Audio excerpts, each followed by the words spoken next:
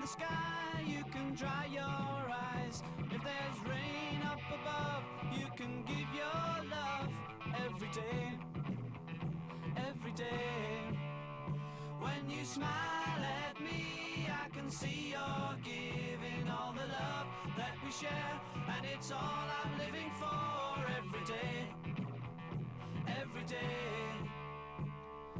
Every day is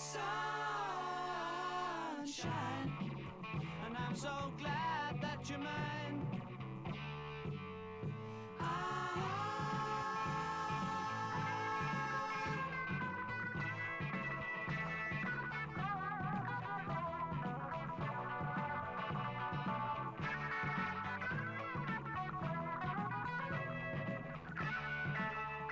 If the rain and the snow and the ice is cold, deep inside love is new, and the sun comes shining through every day, every day.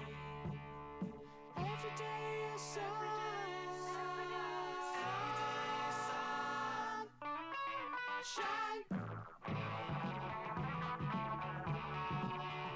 La la la la la la la la la la la la la la.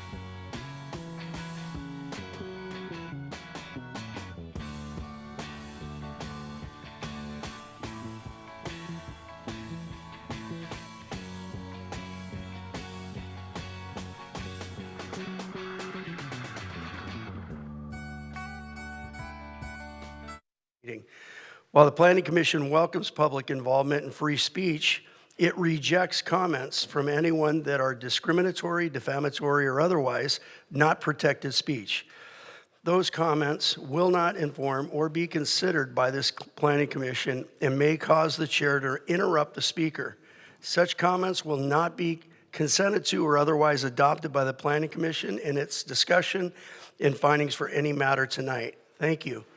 At this time, I'd like to ask Commissioner Goldberg to lead us in the Pledge of Allegiance.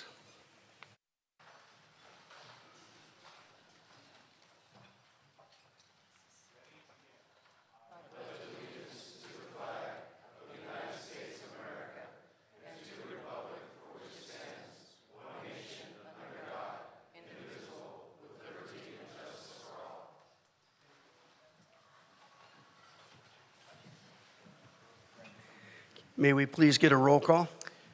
Chair Bush, Here. Vice Chair Babineau, Present. Commissioner Thenis, Commissioner McGee is absent, Commissioner Palmer, Here. Commissioner Goldberg, Here. Commissioner Clifford. Present. We have a quorum. Thank you. At this time, public comments. Now is the time for public comments for items that are not on the agenda this evening. Do we have any public comments? We have no one currently signed up to speak on items that are not on the agenda. Thank you. Next on the agenda is public hearing on the appeal of the zoning administrator's approval of conditional permit number 24-011, the mitigated negative declaration number 24-002 at Redondo Circle Industrial Project. Planning Commissioners, please state your disclosures, and regarding this item, please start on my right. I spoke with staff and some residents at a meeting last Thursday along with the developer there. I spoke with Councilman or Mayor Pro Tem Twining and Councilwoman Gracie. I spoke with staff in the Cherry Park Community Group and Councilman Burns, and that was it. I spoke with Councilman Burns, with the Cherry Park Community Group, with the developer, the owner representative,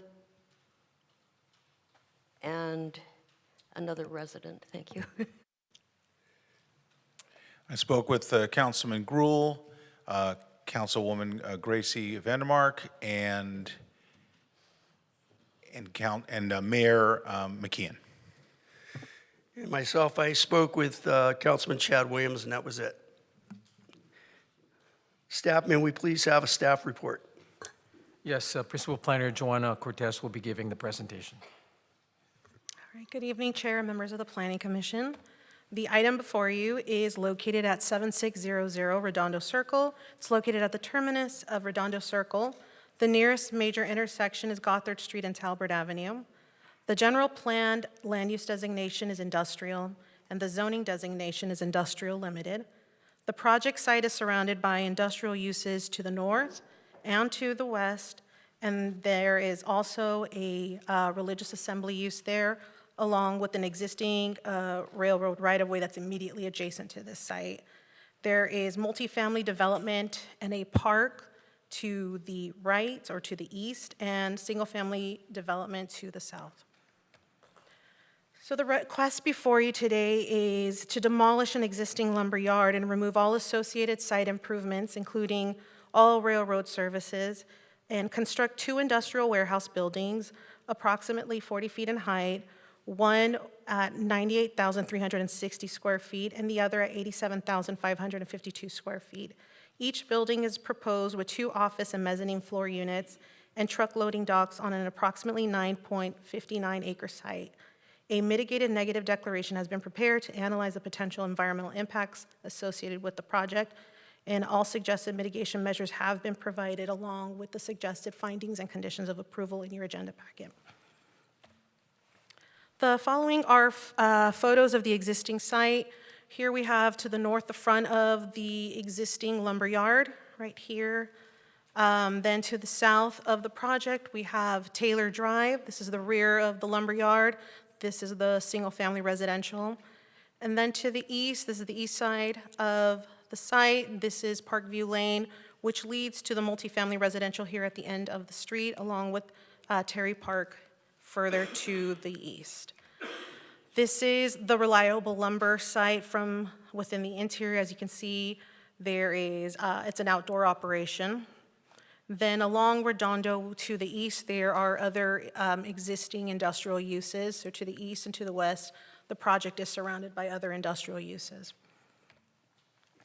Here we have a site plan of the proposed project along with a breakdown of the zoning designations that surround the subject site. Once again, we have open space to the east, residential high density to the east as well, along with industrial to the north and east. To the south, we have Taylor. Across Taylor, we have low-density residential, and as you can see, research and technology, which is an industrial type of zoning, and a public, semi-public, or religious assembly use that's right there. And right here in between, we have the existing railroad right-of-way. The project will utilize, there's currently 2 existing public driveways, minimizing the changes to the established circulation patterns. The site, once again, is located at the end of Redondo Circle with access to major arterials, including Talbot Avenue and Gothard Street, which serve the surrounding industrial area. Redondo Circle will remain the primary point of ingress and egress, consistent with the existing lumberyard, as well as the other industrial uses and the neighboring uses that are right there. Conditions have been added to limit the rear gate. There's an existing gate right here for emergency vehicle access only. The condition additional landscaping and taller walls along the south and eastern lines will, in conjunction with the orientation of the buildings which have docks that are enclosed by the proposed building and face each other here along the center of the site, provide adequate buffer to the nearest residential property to the south. The arrangement of the structures and parking and circulation areas exceed the quality that's been set by the existing development. And by incorporating more, in addition to that, it exceeds the quality that's been set by that development, incorporating more than the minimum required parking spaces as well as building setbacks. You can see that there's pretty large setbacks along the side. The proposed project is located within an established industrial area and incorporates a contemporary architectural treatments that result in quality new buildings. The layout of the proposed warehouses, along with the conditions that have been mentioned, will allow for the development of an industrial site that's more compatible and therefore less impacting to the residential uses to the south and the east. A public hearing was held for the project at the March 4th zoning administrator meeting. It was approved with modified conditions of approval by the zoning administrator. The project was then appealed on March 9th by Councilmember Burns, who appealed to the project regarding the wall height. In addition, on March 12th, Supporters Alliance for Environmental Responsibility, or SAFER, also appealed the project, citing that the MND, or the mitigated negative declaration, was deficient. On April 23rd, SAFER withdrew their appeal, stating that by implementing additional measures agreed upon with the property owner and applicant, the current document was adequate. I will allow the applicant to kind of go further into this with the Planning Commission during their presentation. While it was not clear in the appeal for the wall being too low, which wall was considered too low, staff has made some assumptions that it was pertaining to the Taylor Drive along the south. Staff has gone out to measure, and it's slightly over 7 feet. It kind of varies in height, but it's approximately 7 feet, and staff is suggesting a condition to require that the proposed wall be raised to 9 feet. To the east, we're also asking that the wall be raised to 9 feet, and this is just showing the existing condition of the tallest point of the wall. Here is the visitor parking for the residential development. There is an existing 14-foot wall. So looking at city records, it looks like there is an 8-foot retaining wall, and it's topped with a 6-foot high wall to protect the dirt and retain the dirt that's there. So 6 foot on the reliable lumberyard site, 14 feet on the residential side. And to kind of give you some perspective, there's a car parked, and the typical height of a vehicle is about 5 to 6 feet. So to kind of give some perspective of how tall that wall is. Staff has reviewed the project and has made the following suggested findings to support the conditional use permit and the mitigated negative declaration. The proposal to replace the existing lumberyard with the 2 warehouse buildings will benefit the residential properties by eliminating outdoor operations and ensuring that future activities take place entirely within the enclosed buildings. Additionally, the railroad service on the site will be discontinued, as the future warehouse tenants will no longer rely on train deliveries. The project is consistent with the goals and policies of the city's general plan. The proposed warehouse buildings are compatible with the surrounding industrial area, both in height and overall character, and their architecture reflects the quality and design of comparable modern industrial developments. It's located within an established industrial area.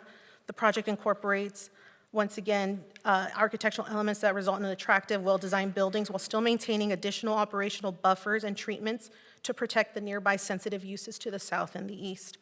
Finally, the project complies with the city's zoning ordinance. The applicant is not requesting any deviations or variances with this request.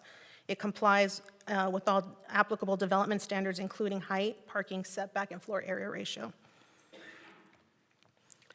Additionally, a supplemental noise assessment was done to address the concerns raised specifically to truck operations for these spec buildings, and based on the results of the assessment, additional conditions have been added to the use, and I'd like to take this opportunity to kind of quickly go over the conditions that relate specifically to the use of this project. One of them being that all warehouse vehicles shall be parked on site. Truck trailers shall not occupy required on-site vehicle parking spaces. Vehicles associated with the site's operation will not use surrounding residential streets at any time. There shall be no loudspeakers or amplified announcements. Exterior building light fixtures and parking lot lighting shall be shielded and directed to cast light downward and inward toward the property so as to prevent glare and spillage onto adjacent residential properties. Lights shall be dimmed to the lowest security level from 10 p.m. to 7 a.m. daily. All primary warehouse operations shall occur within the interior of a building. Outdoor storage and display of merchandise, materials, or equipment shall not be permitted unless a conditional use permit is approved for the use, which would then trigger an additional public hearing. During construction and operation, the use shall have ingress and egress from Redondo Circle only. The driveway on Taylor Street shall be for emergency vehicle access only. No more than 6 trucks per building per hour shall be permitted on site between the hours of 10 p.m. to 7 a.m. Truck idling shall be limited to 5 minutes. All on-site truck circulation shall be limited to the center truck court area between 10 p.m. to 7 a.m. daily. The perimeter drive aisle shall not be used for on-site truck circulation during this time. And in the event of multiple verified violations of the Huntington Beach Noise Control Ordinance, the applicant shall immediately meet with the Community Development Department to discuss mitigation measures. Therefore, staff is recommending approval of the request based on the following: that it's consistent with the general plan's land use and zoning designations, it's compatible with surrounding industrial uses, the project will not generate significant environmental impacts in accordance with CEQA, it eliminates outdoor operations and replaces them with 2 new warehouse buildings with indoor operations and conditions them as so. It eliminates train delivery services to the area, and finally, the project incorporates contemporary architectural elements that result in an attractive, well-designed buildings while still maintaining additional operational buffers and treatments to protect the nearby sensitive uses based on the way the docks are oriented towards each other. This concludes staff's presentation. Staff has received 5 letters against the project. We did receive one in support. In addition, this is all in addition to SAFER's withdrawal of their appeal. Staff is present to help answer any questions. I also have representatives from Public Works, from Fire Department, along with our third-party environmental consultants from SOMAS. I have Alia and Farshad here that can help answer more technical questions. And then finally, I have our applicant here along with their team to help answer any questions. This concludes staff's presentation. Staff is available once again for any questions. Thank you. Thank you very much. At this time, commissioners, do you have any questions for staff? If so, we'll start on my right. Mr. Clifford? Yeah, I'd like to confirm a few questions of mine. Could you run through who currently has the landscaping responsibility off Taylor Drive? What's the situation there? The landscaping for which side? Are you referring to Taylor? Off Taylor, yes. Yeah, so Taylor, it is the property owner for the property. So part of this, one of the code requirements is to dedicate a portion of it to the city. So let me see if I have a better view of it. You can kind of see right here, it kind of jots out right here. And so part of it is to dedicate a portion of this to the city to allow them to do right-of-way improvements, which will include curb, gutter, sidewalk. There will be a 4-foot wide landscaping buffer in front of the walls, in addition to the landscaping that is required as part of the right-of-way improvements. The private side will be done by the property owner, and any excess that's in the right-of-way will also be maintained by the property owner through a license agreement.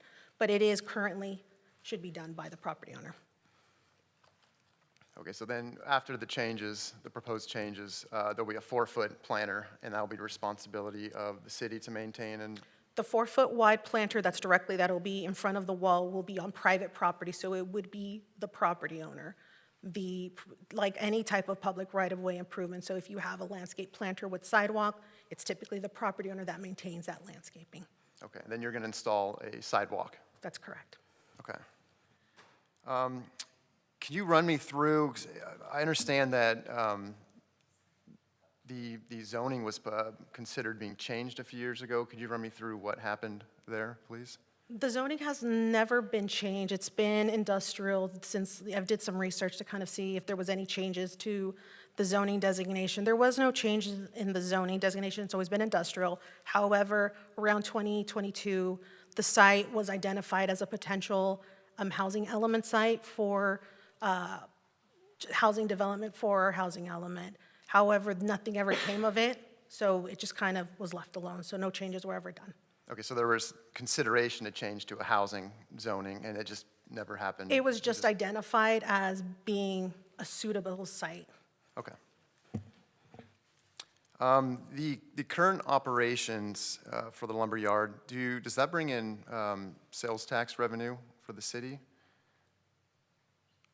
I don't know if it's just a distribution operation. Maybe it's a better question for the applicant. Maybe for the applicant, Okay. but I imagine. Well, I'll wait on that one, sorry. And then do you know the current hours of operation for the lumber yard? Based on the conditional use permit that originally approved the site, it is, from what I don't have it in front of me, but it's during the week, during the day, I want to say up to 6 p.m. Weekday. And I think it is, my understanding is that it is closed on the weekends. Okay. That's all the questions I have. Thank you. Mr. Babineau? Mr. Thenis? Okay. Got a few questions. First of all, in the industrial zoning, I believe a conditional use permit is required for, very good for the city to put this in their code. Conditional use permit is required when an industrial building, proposed industrial building, is located within 300 feet of a resident, an R zone. Is that correct? There's multiple provisions that kind of trigger it, but being adjacent to residential is one of them. Yeah, within 300 feet, right? So this requires a conditional use permit. And then in that code, it actually states what we're going to address. There's two things listed, and I forget what they are. Could you remind me what those two things we're supposed to be looking at, that we're supposed to consider for the conditional use permit? It listed two things for the purpose of the conditional use permit. One second. Maybe I could remind you. It was traffic and noise, right? That was the stated purpose in the conditional use permit. And so we properly did we hired SOMAS to do a sound study, but in the sound study that SOMAS did, they did not, there were no noise. They used a baseline sound study. And can you tell me why they did not study other noise sources, like trailer dropping, connecting, disconnecting a tractor? That's I was wondering why, do you know why they omitted that from the sound study? Why that wasn't a part of it? Because that's what you do in a warehouse operation. You obviously have to connect and disconnect the tractors from the trailers.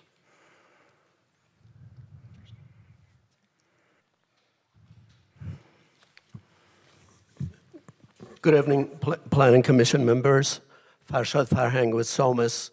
We did the sound study based on truck operations at an existing facility, restaurant, I believe, supplies off of Gothard in Huntington Beach.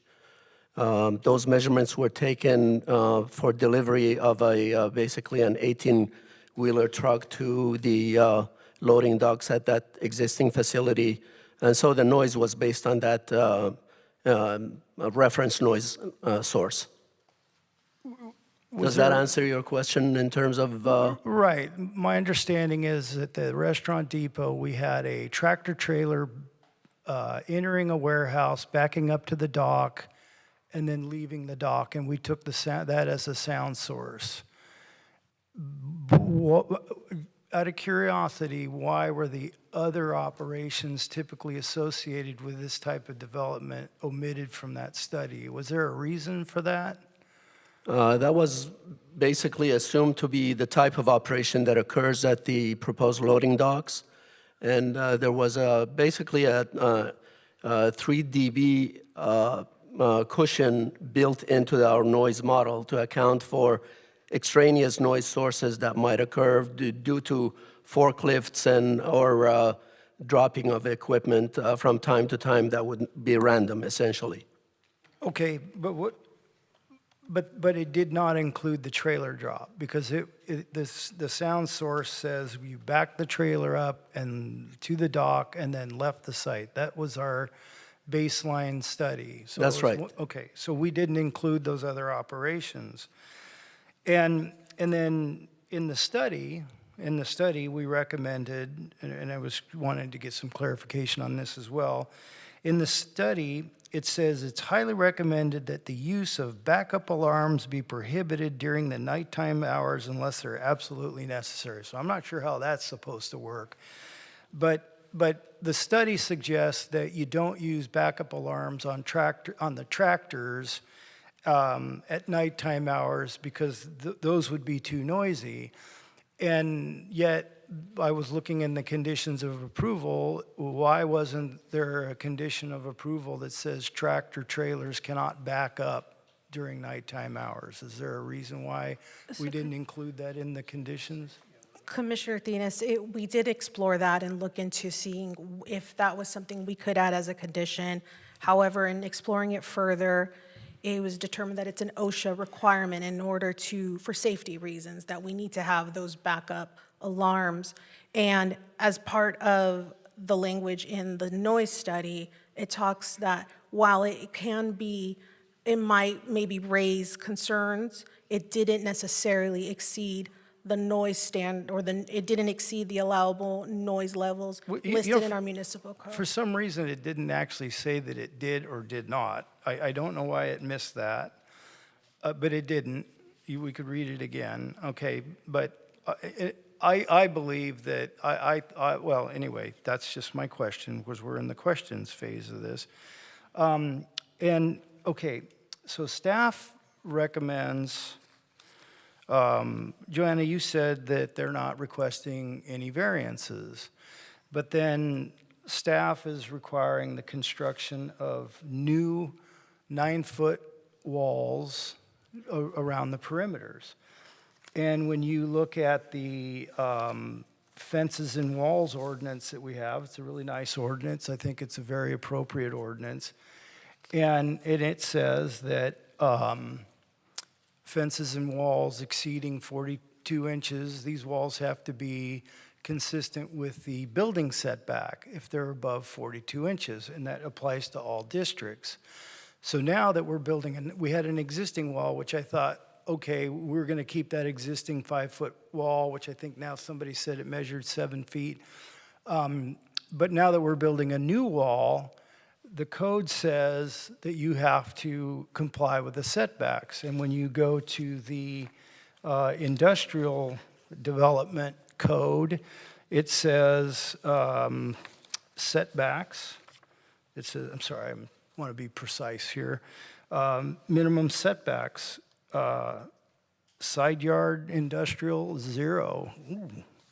Rear 0. Oops, wait, there's an E here. What does the E say? And the E says, in all industrial districts, a 15-foot setback is required abutting the R district. So if our fence and wall codes say we need to respect the building setback when we're exceeding 42 inches, then why wasn't the site plan updated to show, when you look at the site plan, you've got parking spaces against the east property line, and you've got 26 drive aisle, and then you've got, the landscape buffer, and that 15-foot does not appear to be considered. Is there a reason that we didn't request the site plan to be redrafted, or a request for a variance for the wall height? Because I believe you just said there were no variances requested.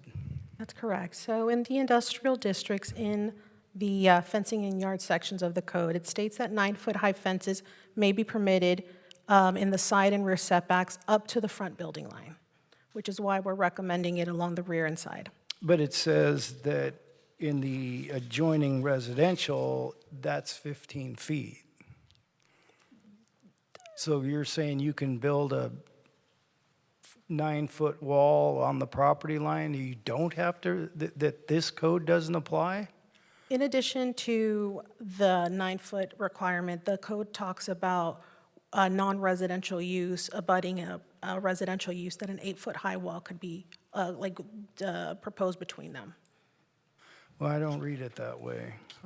Maybe you can help clarify that and show it. Maybe we could show us how that code works, because that's not what I'm reading. Commissioner, it does say that the 9-foot wall can be in the side and rear setback. So it does not have to be setback, it can be within the setback. But how do we square that with the walls in all districts, though?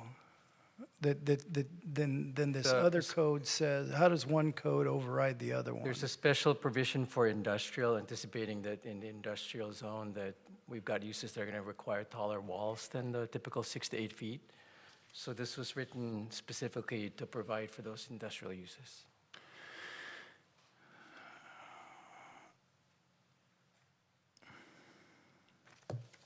And one more question. I believe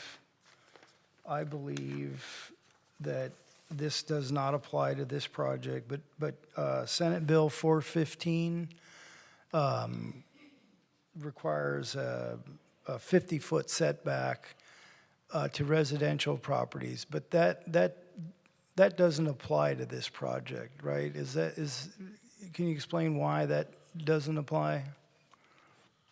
It's my understanding, and I don't have the bill in front of me, but there are certain time frames that if it's submitted within a certain time frame, it then would apply. In this particular case, that bill does not apply because this was submitted prior to when this was enacted. Because the application was deemed complete before It was this an active bill got entitlement. enacted. Okay. That's all I had.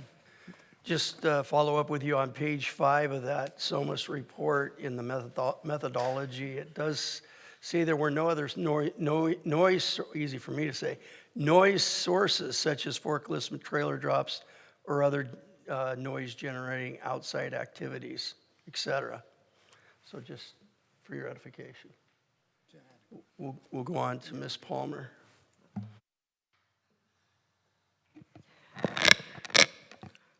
Okay, thank you for your answers on noise. I have a couple others. One is height, and I still need it clarified. This is a question and a comment, but I'm particularly interested in the fact that the fascia is a full story, and that's only intended to include the AC units. So I'm wondering why the design, maybe just because it's modern, but why just cladding was not used to allow open space rather than have the full 40-foot height.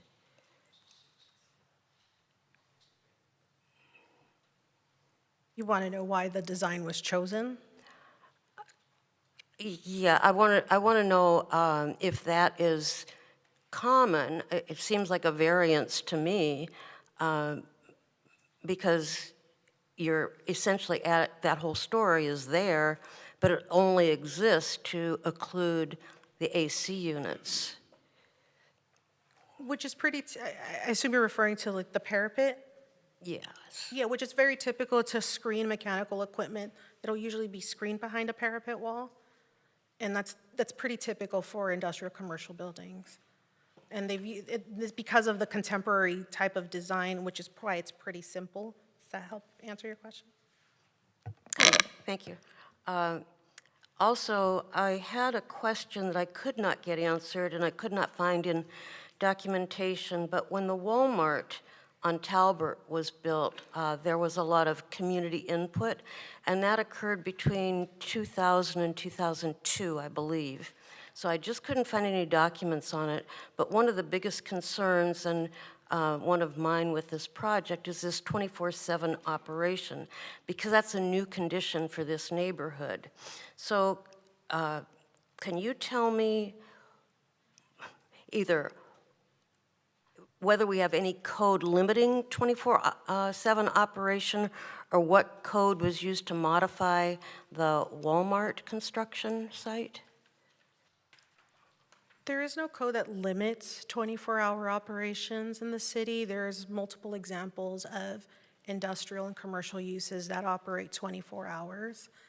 If they're adjacent to communities, residential communities? Correct, and using your Walmart example, one of the conditions that was added was to add an 8-foot-high wall to take into account the deliveries that would be occurring 24 hours near residential.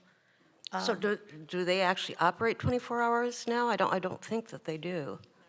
Based on the information or how it was approved and when it was originally submitted, that's what we have on. When it was originally submitted, but I don't think that was approved, or maybe the developer agreed to forego that. Okay.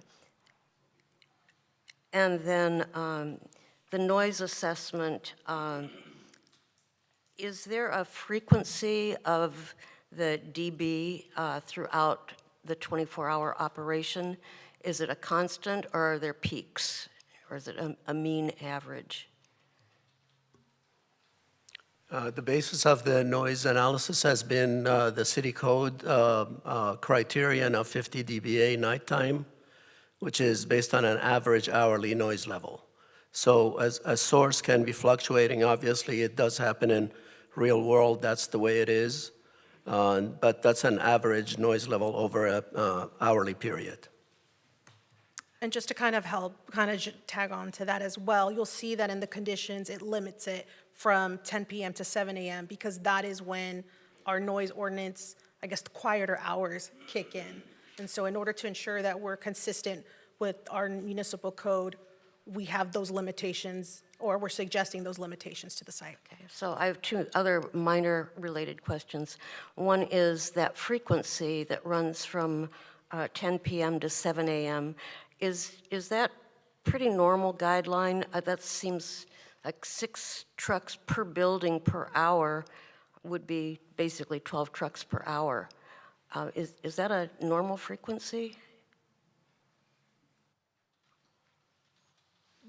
Based on what is being proposed in the site, and I'll let the applicant kind of get it more into detail about the business operations, this is considering the worst case scenario.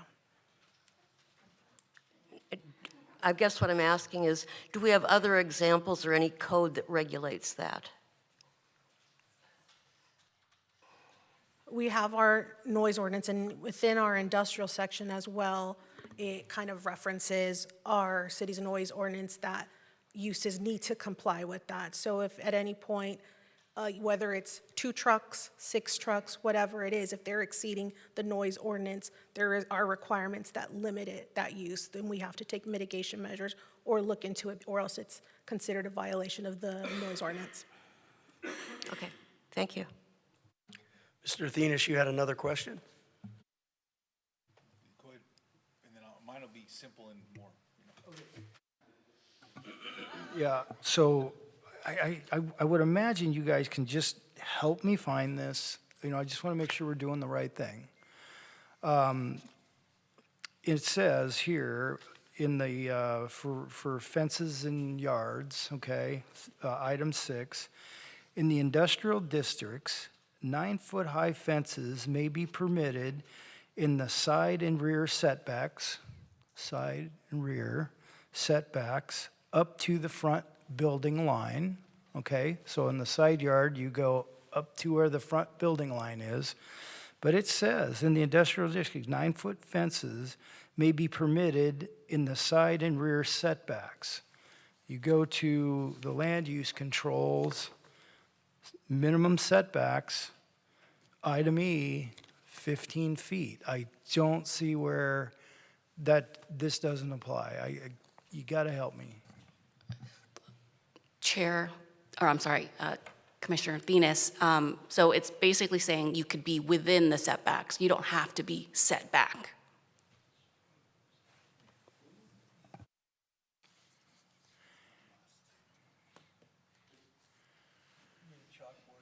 Yeah. Okay, thank you. Mr. Goldberg? Just a few questions for staff. You went over the fact that the applicant mitigated some of the concerns on the original appeal. Can you go to that slide real quick? Because you mentioned Burns, who actually brought it as an appeal, and then you mentioned, okay, there was one that was about the, there we go, okay. So you said that so the Alliance of, so they withdrew their objection, SAFER withdrew their objection, is that correct? That's correct. Okay. And then what was, Councilman Burns, what was he appealing as far as wall height? Which walls was he referring to, and which height was he trying to get after? Which ones? It wasn't clear in the appeal. Staff is assuming that, considering that residential is to the south, that's where That the was the concern wall? was. Okay, fine. And so, but did he give a specific, like, it shouldn't be 14, it should be 12? Nothing specific, just No, that it was just that it was wanted to be considered looked too at? low. Okay, all right.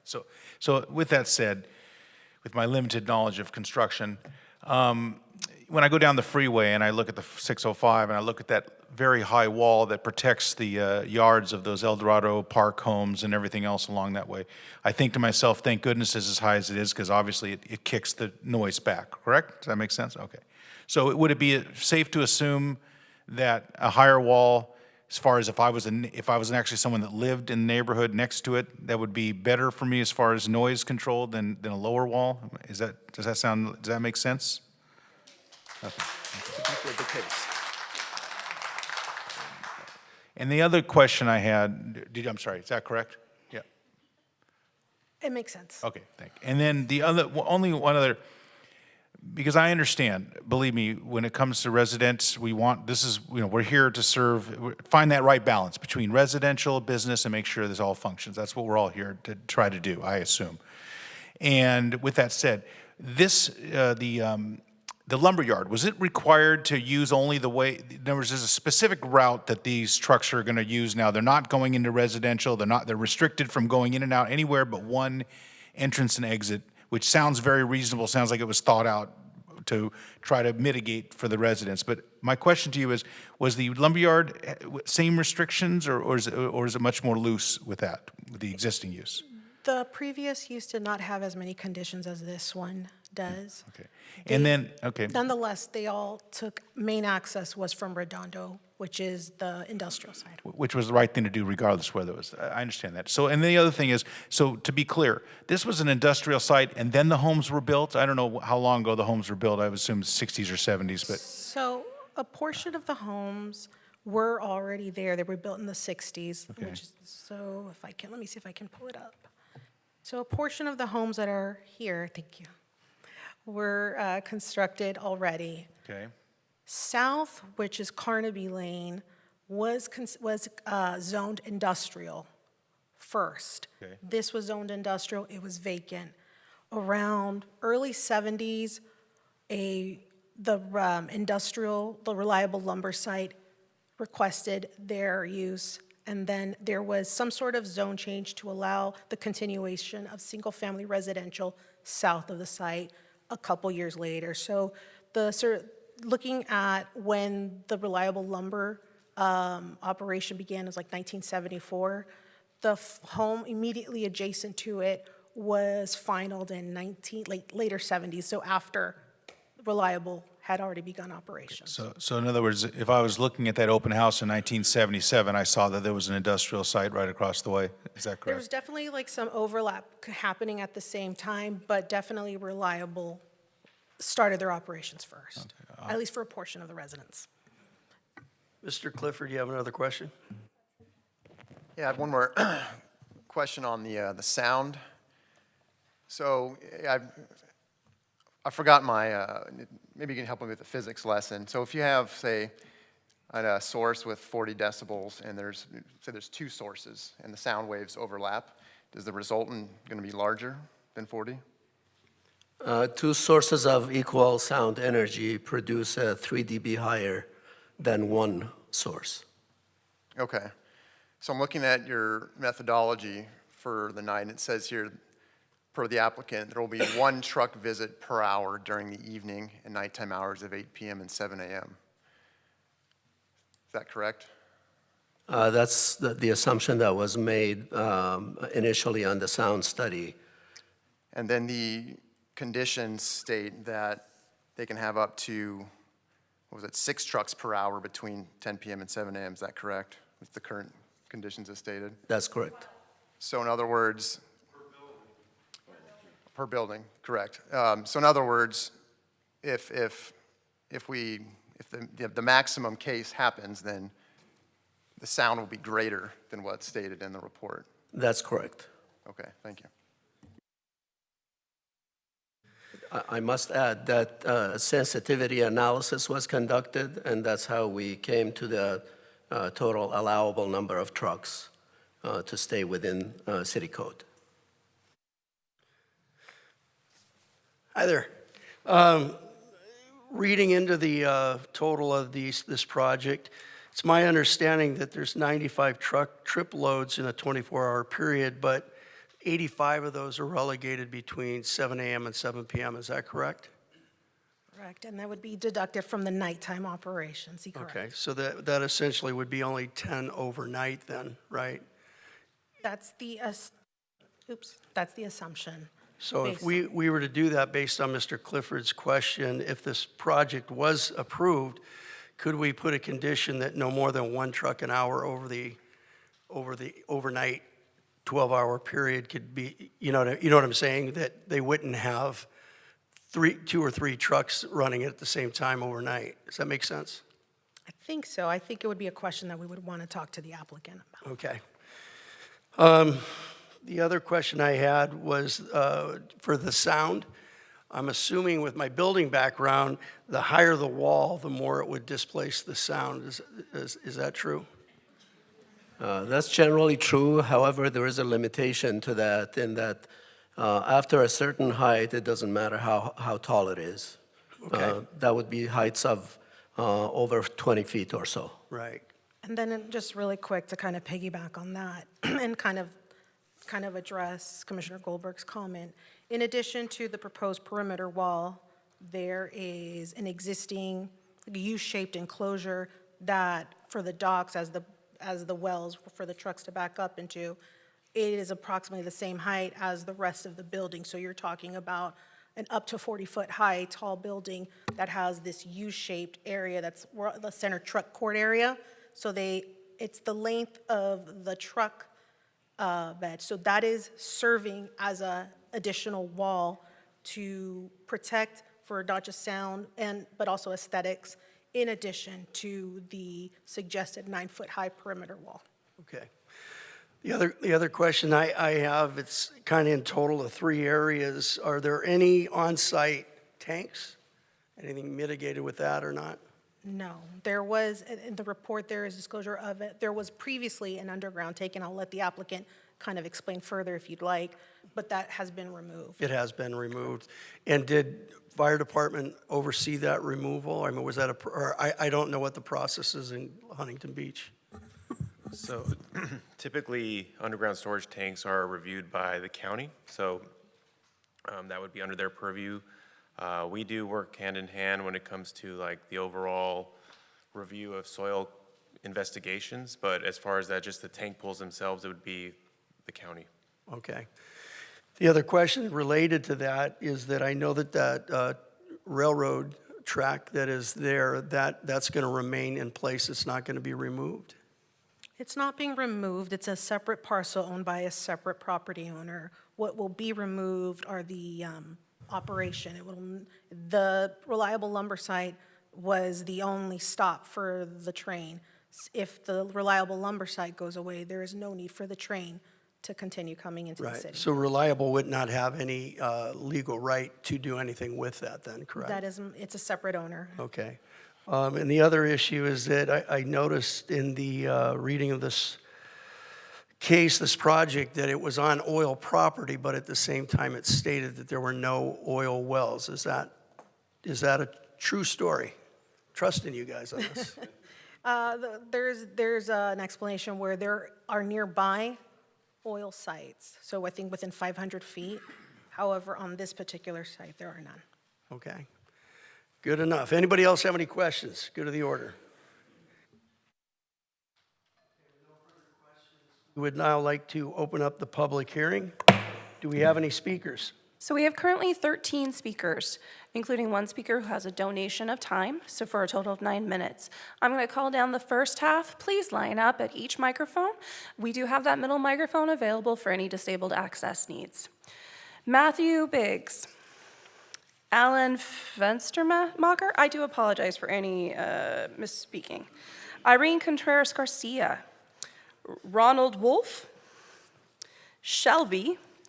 And then I have Taylor, who has a donation of time from Mornez Blades and Heyman for a total of 9 minutes. Please state your name prior to speaking. Thank you very much. Good evening. My name is Matthew Biggs. Good evening, commissioners, and thank you for your time and consideration tonight. Again, my name is Matthew Biggs. I'm here on behalf of Triple H Properties and the development team for the proposed project at 7600 Redondo Circle, Huntington Beach. First, I'd like to acknowledge and thank city staff for the significant time and effort they've put into reviewing this project.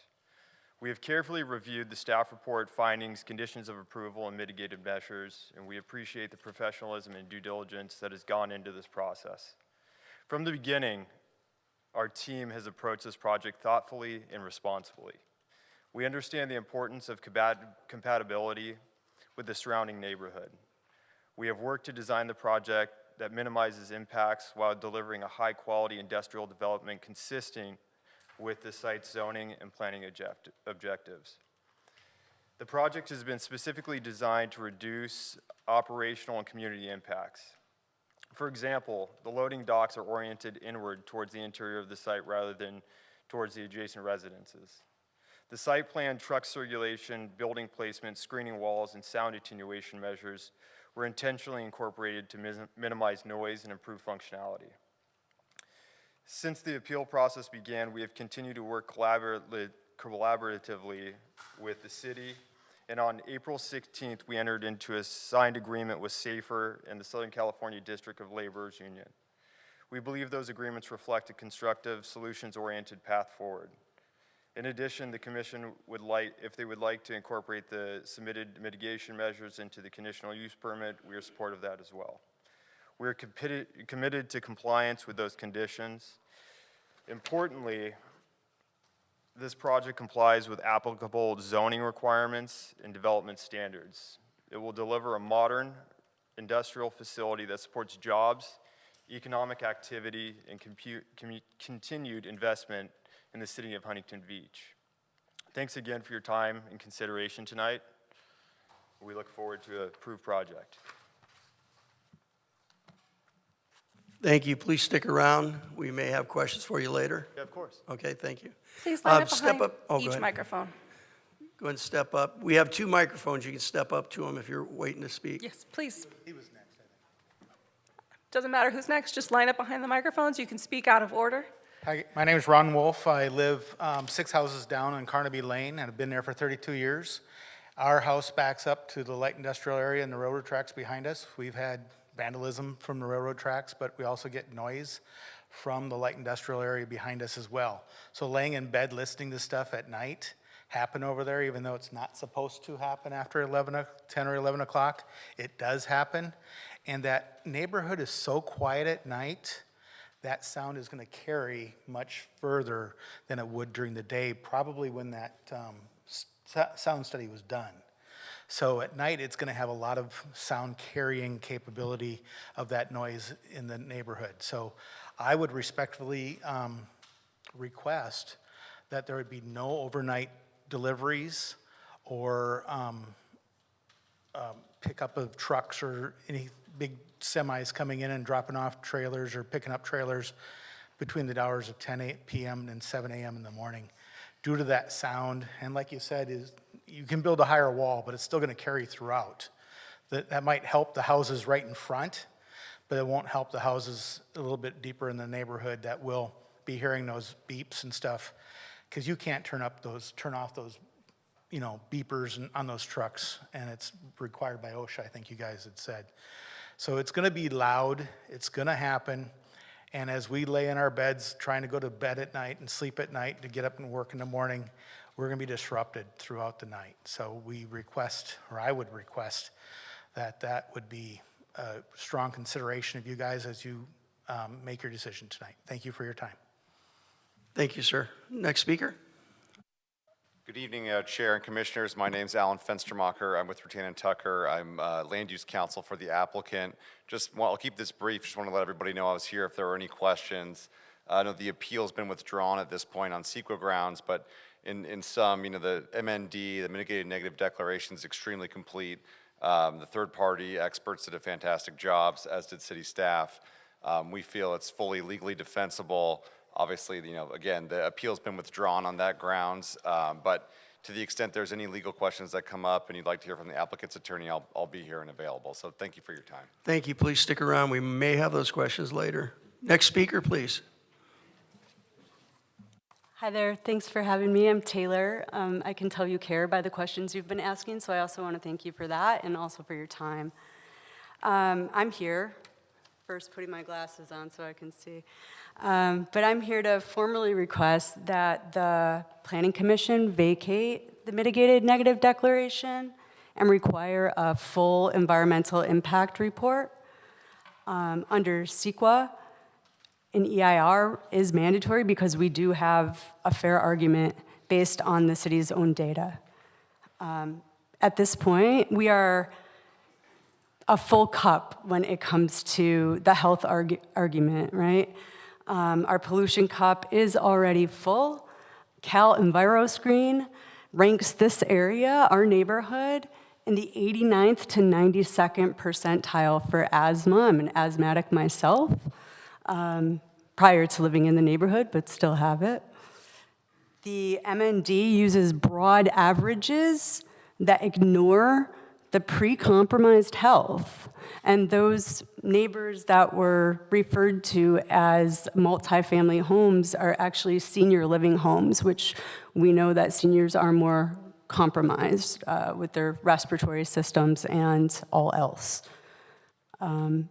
So we would like the city to lower the threshold of significance for new diesel emissions, particulate matter, dust, fugitive dust, any and all of that comes from construction, demolition.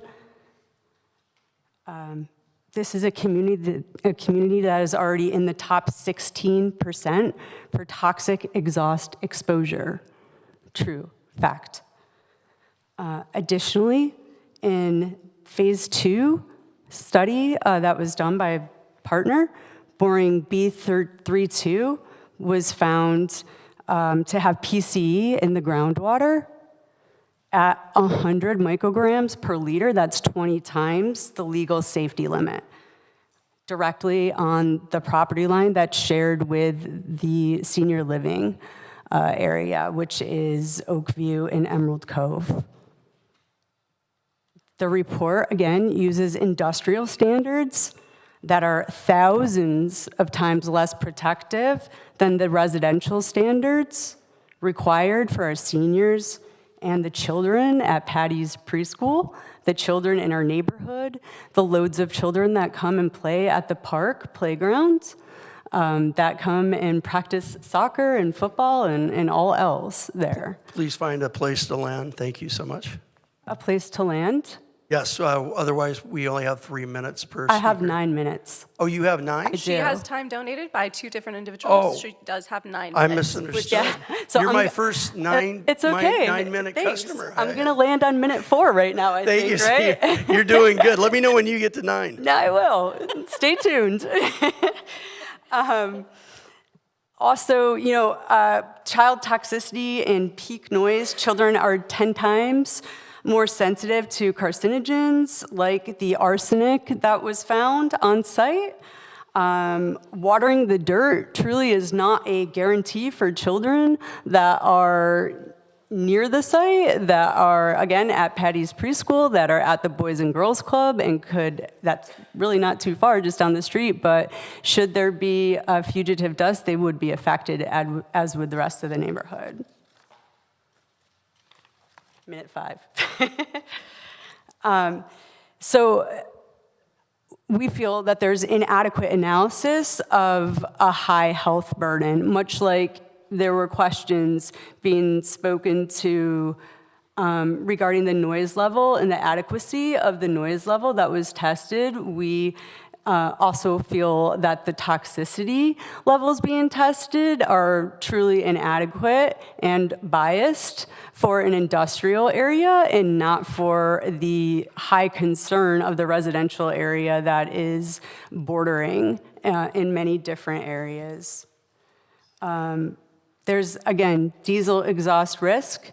There is toxic releases. In fact, this neighborhood is in the 77th to 78th percentile for toxic releases, which indicates that this community is already exposed to industrial chemicals at much higher rates than the state average.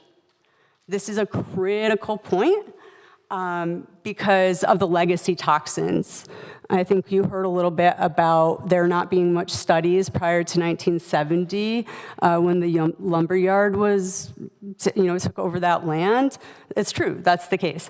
And there are legacy toxins of PCE and BTEX chemicals, which I know we're probably all aware of, this being an oil town, that it is. But they're found on the project site. And the city's report, it uses broad averages that ignore the pre-compromised health of local residents. In a neighborhood where respiratory issues are already at crisis levels, any increase in exhaust, any increase in particulate matter, any increase in fugitive dust that's toxic from methane, from PCE, from BTEX chemicals, from chloroform, all of which have been found there, cannot be dismissed as less than significant. Okay? I'm gonna move forward a bit. Can they be 100% mitigated? No. No, they can't. And that's just the fact. Mitigation means management according to the regulatory thresholds, but that interferes with sensitive receptors. So significant versus less than significant, the MND format is only used if the city believes that all significant impacts can be brought below a certain legal threshold. If an impact like air toxicity can be brought below that line, an EIR is required. The residual risks, even with successful mitigation, trace amounts of contaminants may remain in soil, or is it that these residual risks are still significant to the community's health? They are. okay? We can't say that this is going to be mitigated. We can't say that there isn't going to be an emergency. With the level of chemicals, the amount of chemicals, and the high toxicity of those chemicals, we are all at increased risk. And I'm sure with the list of chemicals that I just rattled off, if you heard about those in your neighborhood, you would also want there to be further measures taken to protect the people that you care about in your neighborhood, to protect your family, your children, your property, right? So this is the reason why we want an EIR. We're not against development. We're not against the company that wants to build. We just want it to be done in a way that respects our community, in a way that respects our city, in a way that respects us as people who give to the community, hopefully. And that's why I'm here today, to talk about the health and to talk about the fact that we deserve that level of environmental justice to look after our health. And I hope you will hear that, and I hope you will consider it. Thank you. Thank you, ma'am. I'm going to go ahead and call the rest of the speakers down, please. As a reminder, Irene Contreras-Garcia, Shelby, Bill Cuppy, Steve Melenda, Daniel Tossa, Alice Fike, Dale Fike, Jerry Vinland, Cesar Lamas, and Larry Bustos. Please come down, please line up behind each microphone, and please state your name prior to speaking. Thank you. Hi, my name is Irene Contreras Garcia. I'm a fourth-generation local. I grew up on the corner of Garfield and Delaware. The city took our family home by eminent domain. And when I got married the first time, I moved to this neighborhood. I raised my 4 children there. And I've lived there over 60 years. It was all fields before. Terry Park wasn't even there. And it's like the first gentleman mentioned, it was a quiet neighborhood. And the lumber yard, yes, it makes noise, but this is going to be something of an atrocity. I mean, why do you need 40-foot buildings, 2 of them? It's just, there's nothing around that's 40-foot buildings. You know, on the reports, there's a report, there's 2 different reports, and they need to be reconciled because they're saying there's going to be this many trucks, and the other report says there's going to be this many trucks. Well, why do we need deliveries in the middle of the night? Why do we need deliveries after 6 o'clock? You know, we live there. We don't want the noise pollution. We don't need it. And you know, who's going to enforce whatever you're saying the emergency exit is not to be used? Who's going to enforce that if they do use it? Who's going to enforce the trucks if they come in one after the other and they're not scheduled to come in? Who's going to enforce that? What are we going to do? Call the police department and say, hey, this is going on? We can't sleep? You need to think about us, the community that lives there, that has lived there. This is ridiculous to put 2 40-foot buildings. I mean, there's nothing around at that height. We don't need it. We don't need all those deliveries. We don't need all those trucks. And I ask you respectfully to please think about our community. And I want to know why these reports that we can read there's different amounts of numbers. They don't coincide. They need to be reconciled, I'm sorry. And then the report for the noise level. Well, what time of day did they do the noise level report? In the morning, afternoon, night, in the middle of the day? How many trucks? Is it going to be the same amount, or did they do the noise report for the amount of trucks that are going to be coming into this site, this development? And did they consider 2 40-foot buildings? And the wall, we need to have a 12-foot wall, at least to buffer. If this gets approved, we need to buffer the noise and the dust and the lights. So Thank you, ma'am. Thank you. Thank you for your time. Thank you, ma'am. Next speaker, please. That the push is? No, I'm good. Steve Melinda, I live in the tract south of Taylor, and my deed says house built 1974. So we were built at the same time, I guess, as the lumberyard.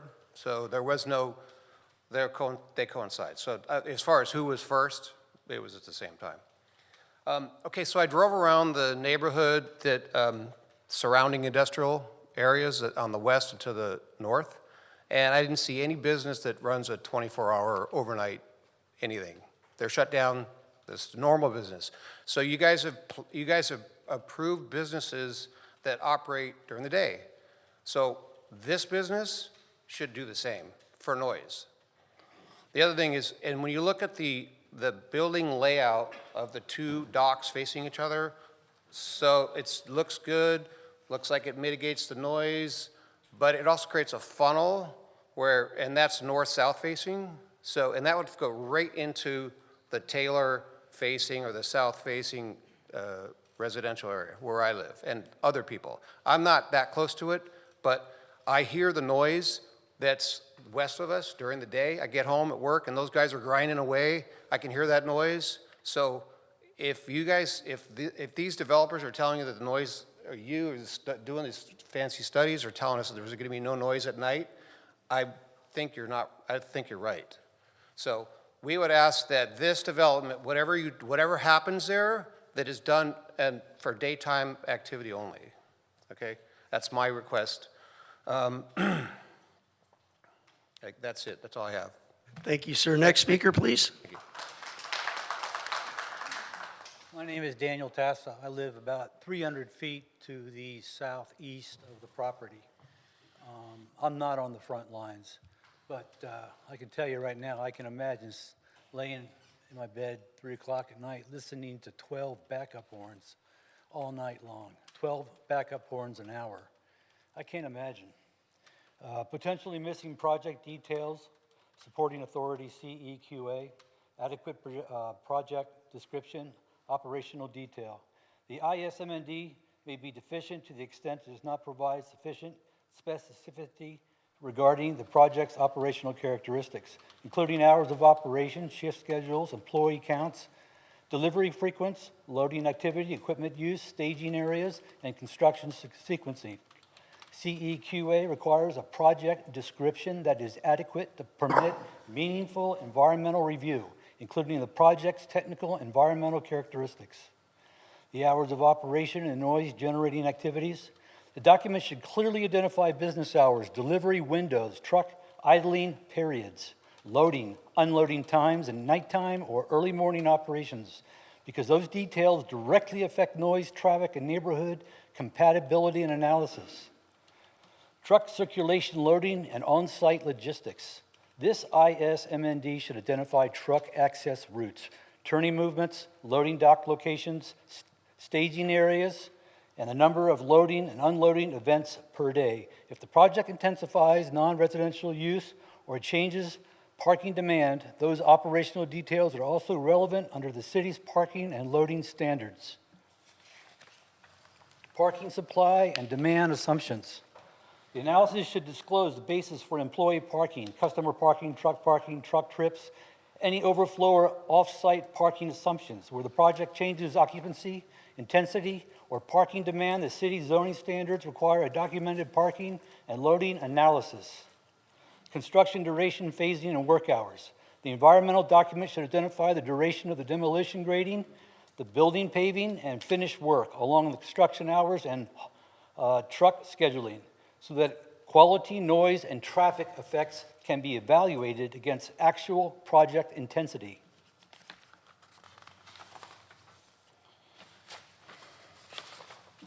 This ISMND appears to lack sufficient project-specific details to support a fully informed environmental determination.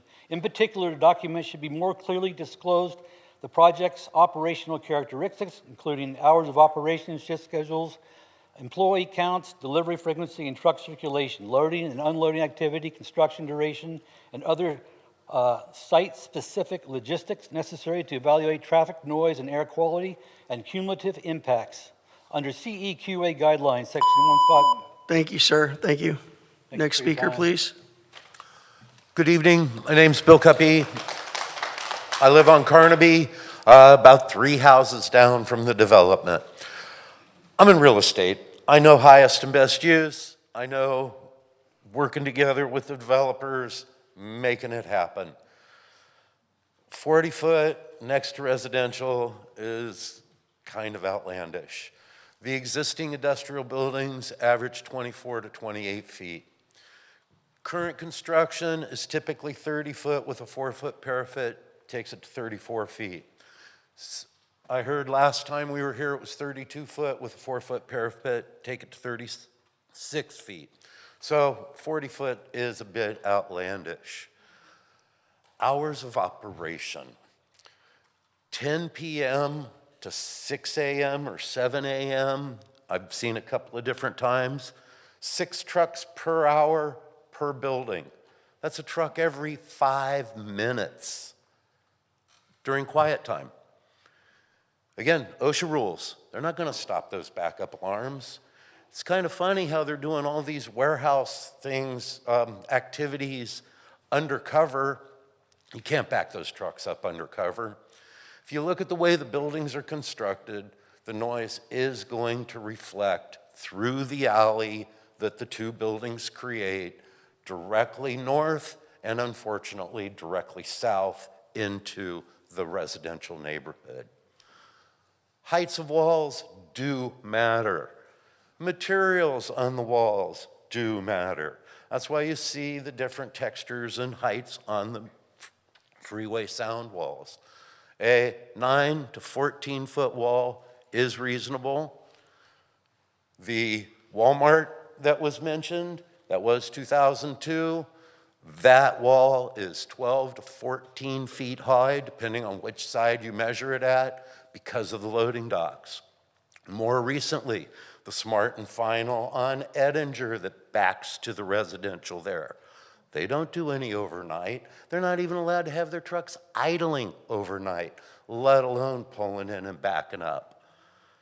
We got to do something about noise. Backup alarms are not going to stop at a wall, pretty much no matter what.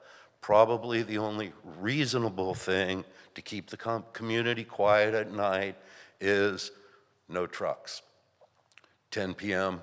to 7 a.m. Everybody's saying Redondo is an industrial street. Have you driven down that street during the day when 2 trucks are on that road? You're pulling over. 2 trucks cannot pass side by side if there's any cars in the parking. Drive it and see. Again, we'd like to see. Thank you. Thank you. Next speaker, please. Good evening. My name is Dale Fike. I live on Taylor Drive. I'm right in the middle of the whole complex. There is 5 houses on that block that's being directly affected by it. 2 of them are up for sale already. That's not good. We're really concerned about the sound, and everybody's talking about the same thing.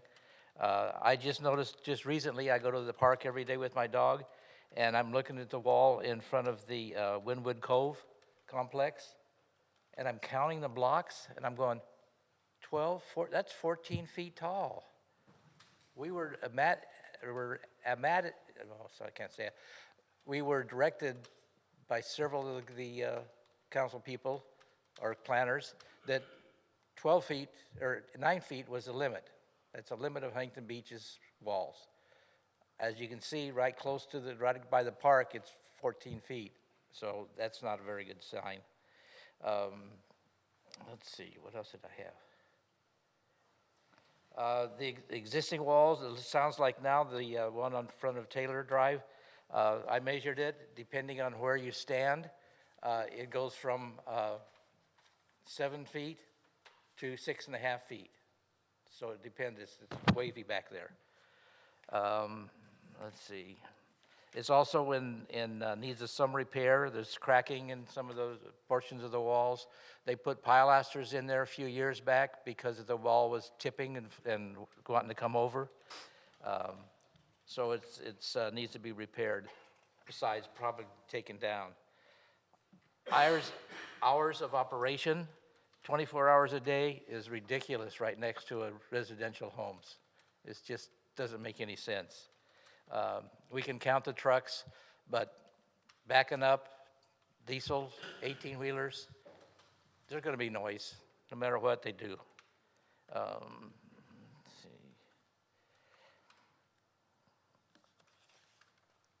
That's about all I had to say. Thank you guys for being diligent. Thank you, sir. Thank you very much. Next speaker, please. Okay. Good job, Joe. Hi, I'm Jerry Villan. I've lived there in that community since 1974. That's 50 years. Thank you for listening to me. My big thing is diesel engine exhaust. It poses severe risk to human, animals, and children, and life expectancy, and for a long-term exposure. Cancer, respiratory illness, cardiovascular damage, neurological effects. And we are close to the bottom of the developed countries in life expectancy. In the developed countries of the world, we're at the bottom. That's infant mortality, avoidable deaths, and life expectancy. This really helps that. This project does not compare with all the small businesses on the Gothard Corridor. They're all small. Look around where it is. All those buildings there, they're not 40 feet high, and they develop a lot of businesses there. I'm not against development. That's good for the country. But our community does not deserve this. And would you approve this in your own backyard? And if it is built, will you sell it to the federal government for another prison? That's the end of my question. Thank you, sir. Next speaker, please. Hello. All of you should have gotten an email packet with about 12 pages of information. State your name, please. Sorry? State Shelby. your name. Sort of as a rebuttal to the staff report that is incomplete.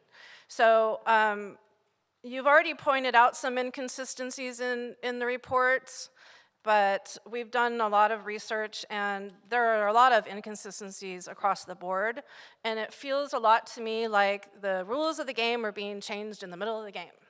So I think having a proper sound study done with a comparable company would help in this case. So right now there is a similar building off of Bolsa.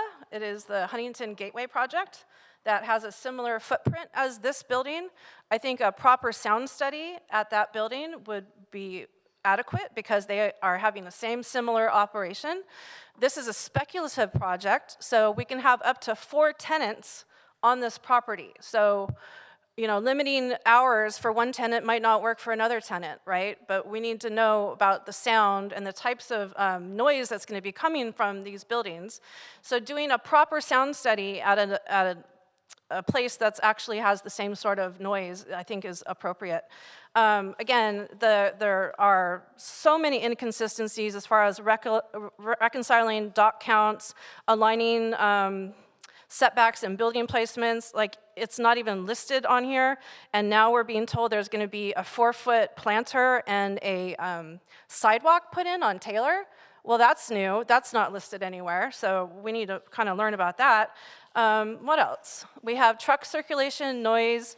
Now there's a 3 decibel variant. Yeah, that's not going to work when you're dealing with the different types of trucks that are supposed to be coming in and out of this type of a building or structure. Distribution center, is it a warehouse, a distribution center, a fulfillment center? What's going to keep it from getting changed from a distribution center to a fulfillment center without the proper sound studies as well? Because that's going to increase traffic. The parking hours, right now, if you go down that street, Redondo Circle, there are so many employee cars that the trucks can hardly even get through. It becomes a one-way off of Kovacs, and they have to go all the way around through down Redondo Circle. A lot of accidents have happened on that street, and the increase in traffic, the industrial people over there are really concerned. There's also the fact that some of those industrial tenants are not getting long-term leases renewed. So they are not being told why, but they are now month to month, and these are companies that usually sign 5 to 10-year leases. So there's something else going on with that property. Air monitoring and emissions. We have some toxic soil, toxic gas in the soil, and we need some air monitoring for the residents in the vicinity. We also want to address the security and the potential other problems. Thank you. Thank you very much. Next speaker, please. Cesar Lamas and Larry Bustos, if you would please come down. Go ahead. Hi, my name is Alice Fike, and I've been asked to read a statement for the Terry Park community, which is what we are. But really quick, I just want to say my house is on Taylor Drive, directly across. Bedrooms face that property. That's one big reason we want a wall, because of the sound, the privacy, just everything. I mean, these are our homes. Okay. The Terry Park community is made up of citizens, people, residents, inhabitants, and stakeholders living in the area surrounding Terry Park and Huntington Beach. In regards to this lumberyard construction redevelopment project, we are also known to contain sensitive receptors. We are deeply concerned about the quality of life in our community. We are concerned that the mitigated negative declaration violates the California Environmental Quality Act, because we see that there may be a significant adverse impact to our local community with people of all ages. Up until now, there has been a lack of transparency and community engagement. With the ever-changing status and guidelines, there must be a middle ground to set a safe precedent for future buildings of this type within multiple zones in Huntington Beach. Community voices and concerns should not be ignored. There are multiple inconsistent areas of data across all reporting that need to be reconciled before making a decision today. Some of the adverse impacts are related to hazardous materials, air quality, noise, and pollution from increased traffic, as well as no agreement for sound barriers and landscaping for current needs, air monitoring, etc. The M&D appears to rely on unclear deferred mitigation measures for a potential impact to the soil, air, water, and environment, which is prohibited under CEQA. We want some of these known issues to be addressed in real time while the landowner is figuring out how best to use his property moving forward. These toxins are considered a public nuisance under HBMC 844010. In no way are we trying to stop forward progress in our city. However, this project as presented does not meet the needs or the goals of the local community. This complex project should require a full environmental impact report, taking into consideration all of the sensitive receptors nearby and future tenant types to take into account for proper studies. And one more thing, we have a diesel motorhome. The air brakes are loud, the diesel engines are loud, and like they said, you cannot take that backup sound away. Please think of us. Thank you. Thank you, ma'am. Next speaker, please. Good evening, Chair, Commissioners. My name is Cesar Lamas. I am an 8-year active member with the Laborers International Union of North America.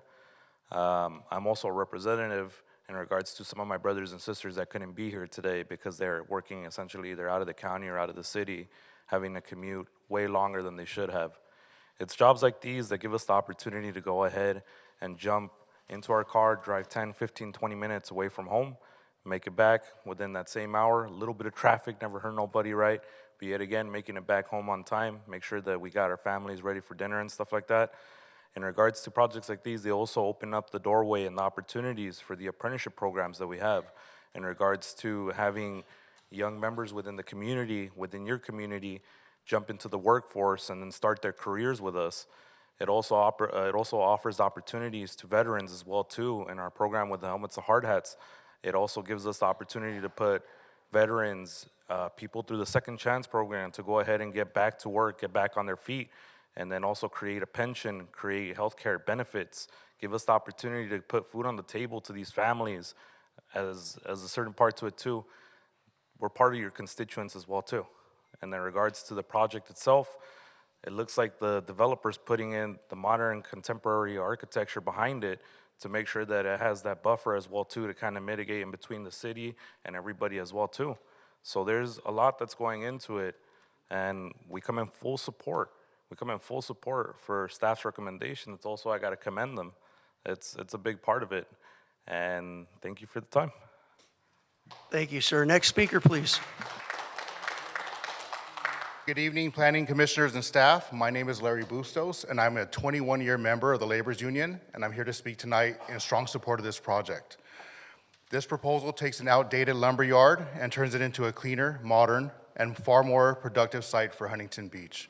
Instead of leaving an aging lumber yard with limited value, this redevelopment brings in new investment and a much more maintained look for the city. Importantly, this project will be union built to the highest industry standards, ensuring the quality and safety the community expects for its residents and workers. Also, to reemphasize what my brother Cesar said, projects like this create critical apprenticeship pathways into our union. I have two younger brothers. They are both veterans, both of wartime, and they did go through our apprenticeship program, and now they are very successful journeymen running big jobs and are able to take care of their family with dignity. So I have seen it firsthand. This project has already cleared its environmental reviews. So tonight, this is a choice between encouraging responsible reinvestment or leaving older properties stuck in the past. We feel this is a smart, long-term win for the community and our local workers, and we respectfully ask for your support. Thank you. Thank you, sir. Are there any more speakers? We have no one else signed up to speak. We will now close the public hearing. Planning commissioners will now deliberate this item. I'll start on my right, Mr. Clifford. I'd like to share my thoughts on it. I want to thank everyone for coming out. It was good to meet and talk to some of the residents last Thursday at the community meeting. Understand your concerns. My thoughts are, I'm not necessarily opposed to the project. It is zone industrial. It has been there for some time. I do believe it does modernize the area. However, I do believe as I pointed out earlier, the sound study is not where it needs to be, and to allow that many trucks overnight, I think is, to be honest, kind of ridiculous, especially when the sound study said it only tested at one truck per hour when there could potentially be 12 trucks per hour. So, I would support this with, a condition to, I don't know, something we can discuss, but to reduce the number of trucks per night up to maybe 0. I think that's something we need to consider.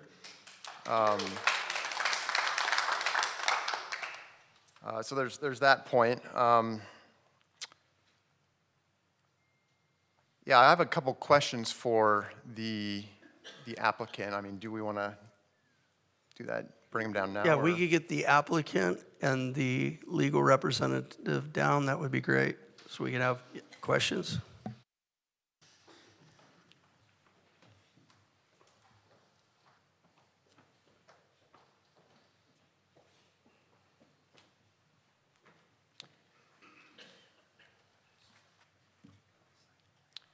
First off, yeah, thank you for coming and discussing your project, and thank you for being so flexible and working with the city through the process. We appreciate that. Can we get the site plan up while we're discussing this, please?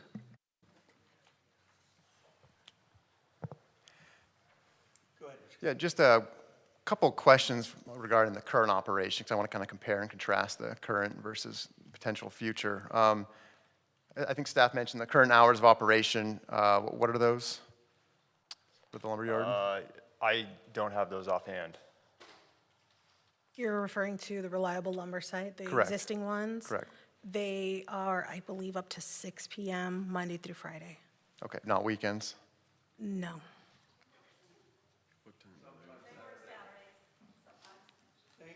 Thank you. What's the start time? What's the start time? Do we know? We keep hearing 6 p.m., but does it start at 6 a.m. or 8 a.m.? I don't have that in front, but I believe it starts from 6 to 6. I have a comment. I believe the last thing that they posted was 6:30 a.m. Thank you. 6 p.m. Thank you. And the current operation, is it, how many truck trips per day are currently coming into that facility? Do we know? Hi there, David Hickman. So it's Can actually you tell us what your relation is to the project? I'm the owner, or one of the owners, family owner. We operate from 7 to 7, basically. So, and we do have the ability to operate on the weekends. I just wanted to clear that up. Thank you. And you were asking about truck trips per day? Currently, correct. Oh. I know it's probably variable, but. It is variable. The last Probably 30. The last report that we have, it varies pretty widely, season to season, week to week, month to month. We saw truck trips as high as 75, and then as low as 25 to 30 per day. Yeah. We stage trailers, so it's 7 a.m. The trucks come in, grab them, pull them out. But if I could add, it's a different operation than what's going to be there in the future. The nature of their business is slightly different than warehouse distribution operation or manufacturing for that instance as well. Right, because the point I was going to add, I'm trying to address the air emissions concern. So so I know if current operations, you're 25 to 75 trucks per day, it sounds like, but you also have operating equipment, forklifts, moving lumber around, and so forth. Correct. How many pieces of equipment do you have roughly? We probably have. I'm trying to count them now. 13, I believe. Forklifts on site, and somewhere in the neighborhood of 7 or 8 trucks that are our trucks that go in and out, plus outside trucks that come in, which is probably triple that. So it sounds like from 7 to 7 roughly, there's a lot of equipment moving around regularly, producing emissions. So yeah, I wanted to point that out because to address the emissions concern, I wouldn't say it's a wash, but based on this study, the proposed is, let me bring this up real quick. It's proposed about 95 truck trips per day. That's what's estimated with the new development. Correct. And it sounds like before there was 25 to 75 or 50 plus all the hours, 12 hours of, a dozen or so forklifts. Yeah, it's just maximum allowable trucks per day at the site. Right. I have a question. Next question is kind of for staff. The size of the wall, I know it was proposed to potentially bring up to 9 feet. Can we go higher than 9 feet? Is that allowable? The code allows for industrial areas within the side and rear setback up to 9 feet. If anybody wanted to request anything beyond that, it would require a conditional use permit. So it would be a separate entitlement and request that would have to be done. So that's not something we could do tonight? It would require a separate request, a different entitlement, discretionary permit. So it's not, by right, 9 feet is the max. Okay, thank you. Mr. Babineau? Yeah, all for now, thanks. So I actually had that same question about the height of the wall, so thank you for answering that. I heard a lot of kind of conflicting information about trucks at night. So I thought that I read it was only 1 per hour? No, that was just the noise study. What the allowable trucks per night is 6 trucks per building per hour.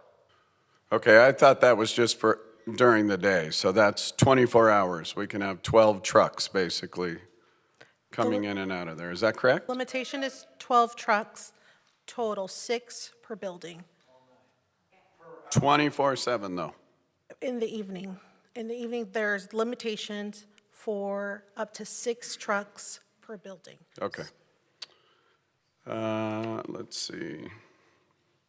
So we got the hours of operation and the wall. I think that's it for me. Thank you. Mr. Thenis?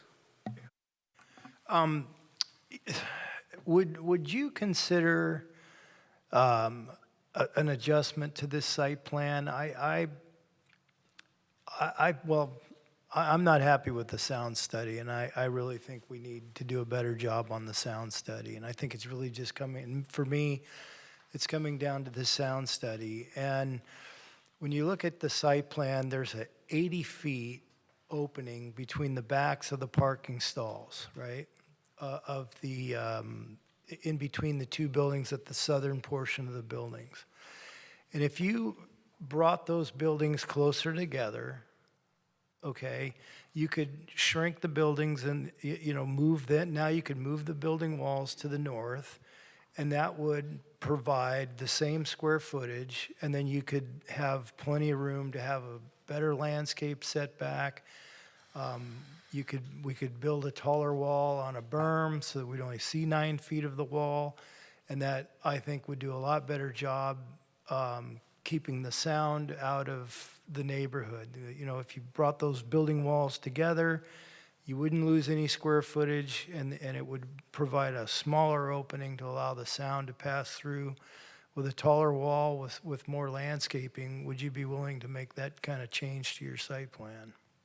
Thank you for the recommendation. The only risk that I see with that is the truck flow operations coming out of the backside of the building. So to give you a little background on the Huntington Beach industrial market, I'm a broker, been a broker, industrial real estate broker for over 14 years. We designed these buildings intentionally so we could right-size the buildings for any tenant that might need it, and that includes being able to cut the buildings in half and have anywhere from 2 to 4 tenants at the building. The issue that I see with bringing the buildings closer together is the truck flow. The trucks are not going to be able to pull out appropriately and circulate around the exterior of the site. And so I don't see that as a feasible change. What's 80 feet wide? I mean, your driveway is 40 feet wide. I don't know why you couldn't live with, you've got a big wide open area there that, Yeah, I mean, we worked through several different iterations of this design to get it to where it is now, and this is the design that's most, operationally efficient. We have to be able to lease the properties at the end of the day, and so we worked through a lot of iterations. We went through, architects, we went through truck flow analysis, we spoke to the brokerage community on what's going to actually be able to be leased, and this was the final iteration that we found that was going to work best for this project. I don't understand how that would keep the truck circulating. I mean, you've got a truck circulating around the building in a 26-foot wide drive aisle, and somehow they've got to navigate these corners around the building, which I think they can only do in the daytime hours, according to the conditions. That's correct. So I don't know why making the space between the two buildings narrower would create a problem. That way you wouldn't lose any square footage, and you could increase the landscape setback on the south property line, which I still don't understand why. I mean, this lot basically has 2 fronts, but all right, you guys, that's your job to interpret the codes. But I believe that wall should be set back with landscaping to attenuate the sound. And I believe a more adequate sound study really should be performed. And I think you'll find you're going to need that kind of measures to be a good neighbor. I think your project needs to make a change to the site plan. I believe your trucks will still be able to circulate around the building. If they can make that turn around the east side of the building, they can make that turn around the center of the building. And that'll free up enough space to provide a reasonable landscape buffer on the south side of the sound wall.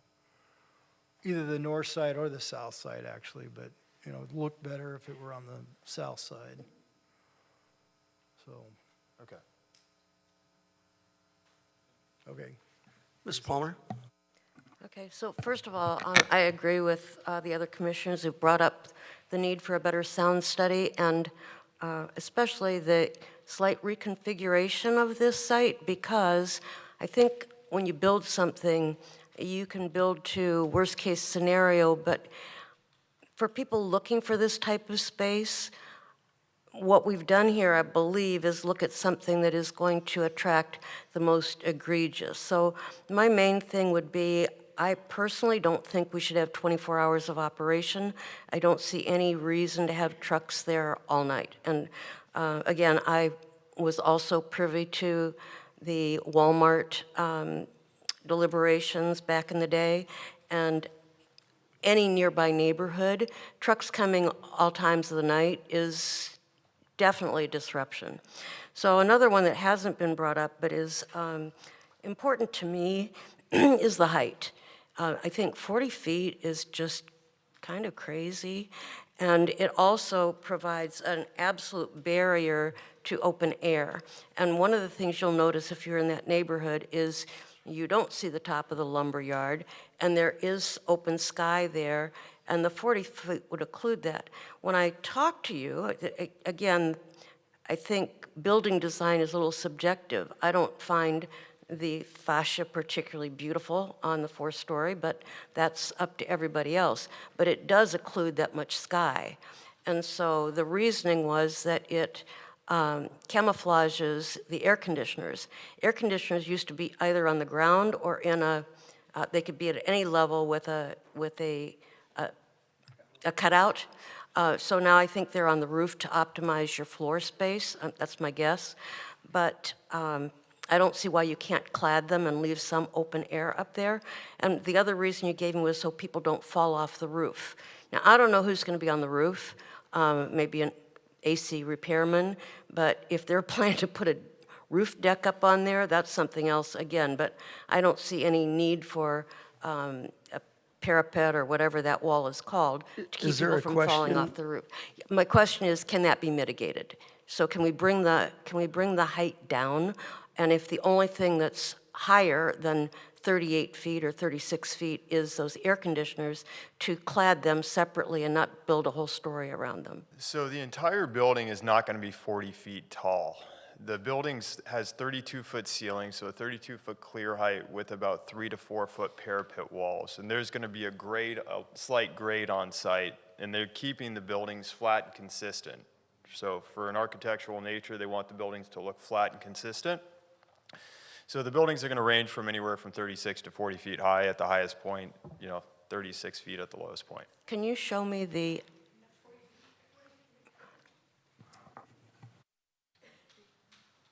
We don't have the architectural drawings. I don't know if they have sides. So the actual ceiling height is probably the level of that band that's Correct. below? No, the ceiling height's probably going to be a little bit higher than that. Where the trusses sit in the roof, so the metal scaffolding that holds up the roof is going to be, the bottom part of that's going to be 32 feet. You have about 2 feet for the scaffolding and then about 8 inches for the roof. So, and then you have 3 to 4 foot parapet walls on top of that. So we're going to be, I don't know if it gives you measurements on that.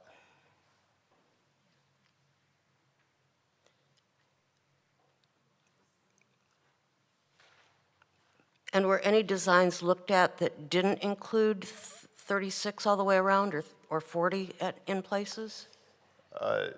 Minimum ceiling height that you're going to get on any new building is 32 feet, and that's lower than we'd like to do. We actually would like to do 36 foot, but with the height limitations of 40 feet, we found it hard to go higher than that. That's what I'm asking. Can you bring it down to 36 feet? The total building height? Yes. No, we cannot. I just think it's very inconsistent with the neighborhood to have a 40-foot building right there. Thank you.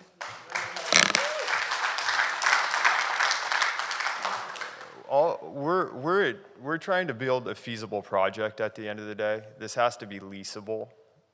You don't want us to build the buildings and them sit vacant. In today's standards, a 28-foot tall or 30-foot tall building is not industry standard. 32-foot clear is what makes this project feasible. And we're adhering to all the city's development codes and development standards. There's the letter of the law and there's the spirit of the law. And sometimes things that are inconsistent have a big impact on the surrounding area. So once a building is built to the absolute limits of the code, then everything after that uses that as the standard, and you end up with walls and walls of unnecessarily high block buildings. That's just my opinion. Thank you. Is that it? All right, Thank you. Mr. Goldberg? I apologize. I'm just, and I hate to belabor this particular point, but just so I'm clear that I didn't hear things wrong. It's a 9-foot wall, but isn't it on top of like a 5 or 6 foot, some sort of retaining wall? Am I correct? So it is 14. There's a current wall there at 14 feet, right? I did hear that number, and there's an existing wall. Is that correct? There's an existing wall, so portions of the site, Okay. it's lower on Redondo, higher on Taylor. So you'll start seeing the retaining wall is larger on the north side versus the south side along Taylor. And is the design, just to be clear, is it designed to maintain that? So basically, there will be a 14-foot high at that, whatever is currently 14 feet, it'll remain 14 feet? Because they're talking about 9 feet on top. Is that correct? If there's an existing retaining wall to protect Then it's 9 feet. the cut or the dirt, then the code does allow that to be topped with whatever is permitted by right. Okay, thank you. And then I do have a question for you two gentlemen as well.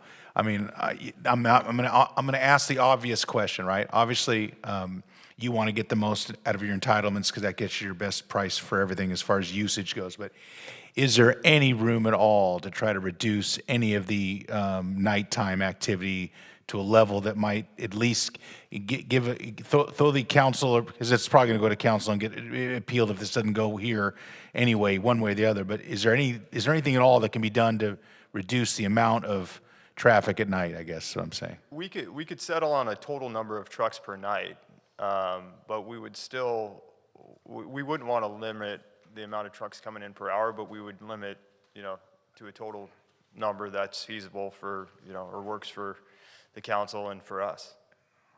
Okay, all right. So there's, okay, like I said, this is, okay, I'll save my comments till when we're ready to vote, so that's fine. That's all the questions. Thank you. Okay, so did you have a public meeting for the neighborhood when you guys did this project? Yes, we did. And how many people attended that? Estimation, probably about 40. 40, okay. Because some people were asking questions that I think would have been answered at that public meeting. Is that correct? That's correct. Okay. Let me see my other question. And just for both of you, my understanding is that there's 95 truckload a day in a 24-hour period, of which 85 were supposed to be between 7 a.m. and 7 p.m. Am I understanding that correctly? Currently? Well, not currently. The allowable. For this allowable. Wasn't this in our conditions? Correct. Yes? Correct. So if we do overnight 6 at a time times 12, don't we get way past 10 more? You could, yeah. Yeah, so so can you speak clearly black and white on that and not make that gray at all for us? Just on the total number of trucks that are coming to the site per day. So the maximal allowable, obviously 95, and that's based off the allowable trip numbers that the city set forth for us, right? Do I think that we're going to get 85 trucks in any given night? I think that's, Not at night. Not at night. These people want to sleep. I'm just saying. I'm do thinking I think overnight. that many trucks are going to come in at night? No, I don't. Most of the deliveries are going to come during the day. So Those were the assumptions that we initially thought. However, going through the noise study, and looking and accounting for a 9-foot high perimeter wall, what was permitted, what would be still comply and be within compliance with our noise ordinance was up to 6 trucks per building in the evening. So the assumption is for the project that this is what we're having. However, looking at the noise modeling and the perimeters at 9 feet, this is what we can go up to. So can you give me the overall number in a 24-hour period based on your numbers? Based on the noise study, then it would be what we accounted for during the day, and then what is it, 12 times between 10 and 7. So I need a calculator. So that's what, 12 times 6 times 12? Yes, and so again. That's a lot. But based on the modeling, and I'll let Farshad, if you want to add to it, when we looked at it and we took into account all of the additional modeling and the 9-foot perimeter wall, we looked at the worst-case scenario, and this is what was determined. That's correct. So the noise study assumed that there would be a certain number of daytime operations, and the leftover from the 95 total would be during the night. So that was one scenario that was looked at. And then we looked at a maximum per hour scenario for nighttime to determine whether the nighttime city code would be exceeded. And that's the numbers that we came up with for nighttime. Okay, thank you. So we had a public meeting. We have a count on that. I guess one of my questions for the issues of noise abatement at night, you would, for staff, we would call police department for something late. If it's after hours, be police department. During the day would be code enforcement. Thank you. And I had another question. There's a large building adjacent to this property. Do we know what the height of that building is? I took a look at it, and per city records, it's approximately 36 feet in height. Along Okay, and Kovacs. it's immediately adjacent to this project, so it's, For-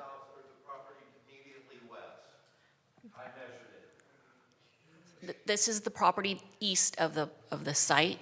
It's at 36 feet, based Looking at on the wall city section, record. Yeah. we'll go by the city records. And did the neighbors that did come to that meeting, did they have access to that noise study, the current one? The noise study is in the MND. It's in the MND. Did they have access to the MND? I believe it's public record. Okay, all right. All right, that's it for me. Any other questions? Yeah, another question. Again, remind me, what's the max height for building in the residential area? For example, the single family next door, they could go up to 35 feet. Okay. Again, my thoughts, I follow up on a couple of the other comments. Again, I'm not opposed to this project. I think it's kind of a run-of-the-mill warehouse project. I know when cities develop, one of the forgotten things is often distribution, warehousing, make sure companies have inventory that helps support livelihoods of the citizens. So again, I support it, but again, I think we need to put restrictions on the nighttime truck traffic. So I think we should just. Anyone else? Discussion. Do I have a motion?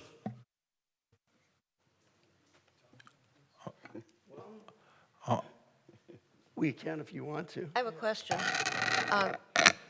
Based on what Commissioner Clifford just asked, we aren't asking, or we're not getting any feedback on any limitations. So we would just be voting on the initial, we'd just be voting on the appeal? On the appeal. Okay. Without any additional conditions. Okay, thank you. It's yes or no on the appeal, right? That's really what it is. Either we deny the appeal or we support it, correct? I would go off of the motion that is in the staff report. So if you are recommending approval and adding a condition, it would be to make a motion in that positive manner. Otherwise, a denial would deny the project.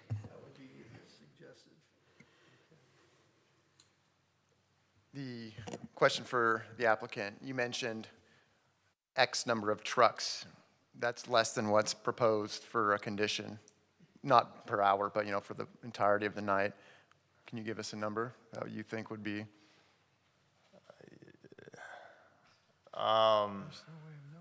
Putting me on the spot here.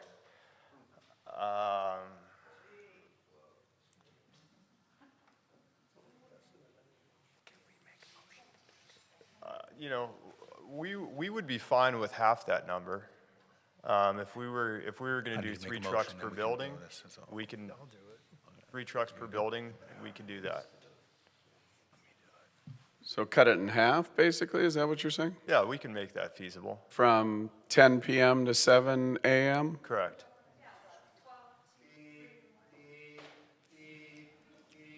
Well, that's enough. We're not going to do that, guys. Yeah, please. That's not why we're here. What about a different approach? Maybe 0 trucks between like midnight and 4 a.m. So what we have found when there's any type of hour of operation restrictions on properties like this, they're just impossible to lease. You know, is it something that we see very often, trucks coming from 12 to 4 a.m.? No, but the hour of operation restrictions make it hard for you to get a bank loan, and they make it hard for you to just lease in general. The restrictions just don't work with public companies or any of the large tenants coming in there. If there's any restrictions on the property, they pass when they come to look at leasing them. Do I think that there's going to be, you know, a large amount of trucks coming in at night? I don't. Go look at the Huntington Gateway project. If you look at that project, if you go drive that right after this, you're going to see a handful of trucks there. But at the same time, they didn't have any use restrictions on their property, and if we have those, we're going to be passed over and look, you know, they're going to go look at Huntington Gateway as opposed to this project. This is a direct competitor to that. So in terms of feasibility of the project, we need to have an allotted amount of trucks overnight, whether that's, you know, 3 per building, 4 per building. We need to have some amount of trucks that's allowed there. Is it likely that they're going to come all night? No, it's not. The likely tenant that's going to come into this project is a manufacturer, and they work traditional hours. But we just can't have the use restrictions in place. Can I get a motion? I would like to make a motion to continue this hearing until we come back with a more adequate sound study that provides a more realistic baseline source, and that the site plan is redesigned to provide a better buffer and a taller wall to mitigate what I believe we'll find with a new sound study, and come back with an appropriate sound study.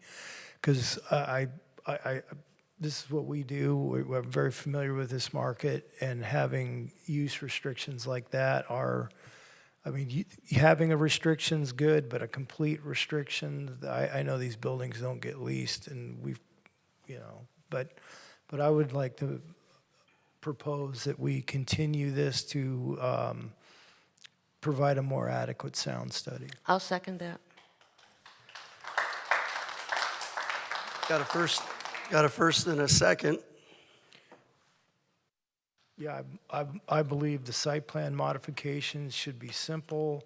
I think they can provide a much taller sound wall and a much larger landscape setback without losing any building square footage. I think it's a simple change. I think they can do it. Before we vote, I would ask, just for legal, are we allowed to add any other conditions in addition to the sound study? Well, you're making a motion to continue it, right? That's the motion on the floor. Okay. So for Well, I just want for everybody more to know. information, now you can direct staff that that's the information you would like to come back. Okay. But you can't, you're not really conditioning the project at this point.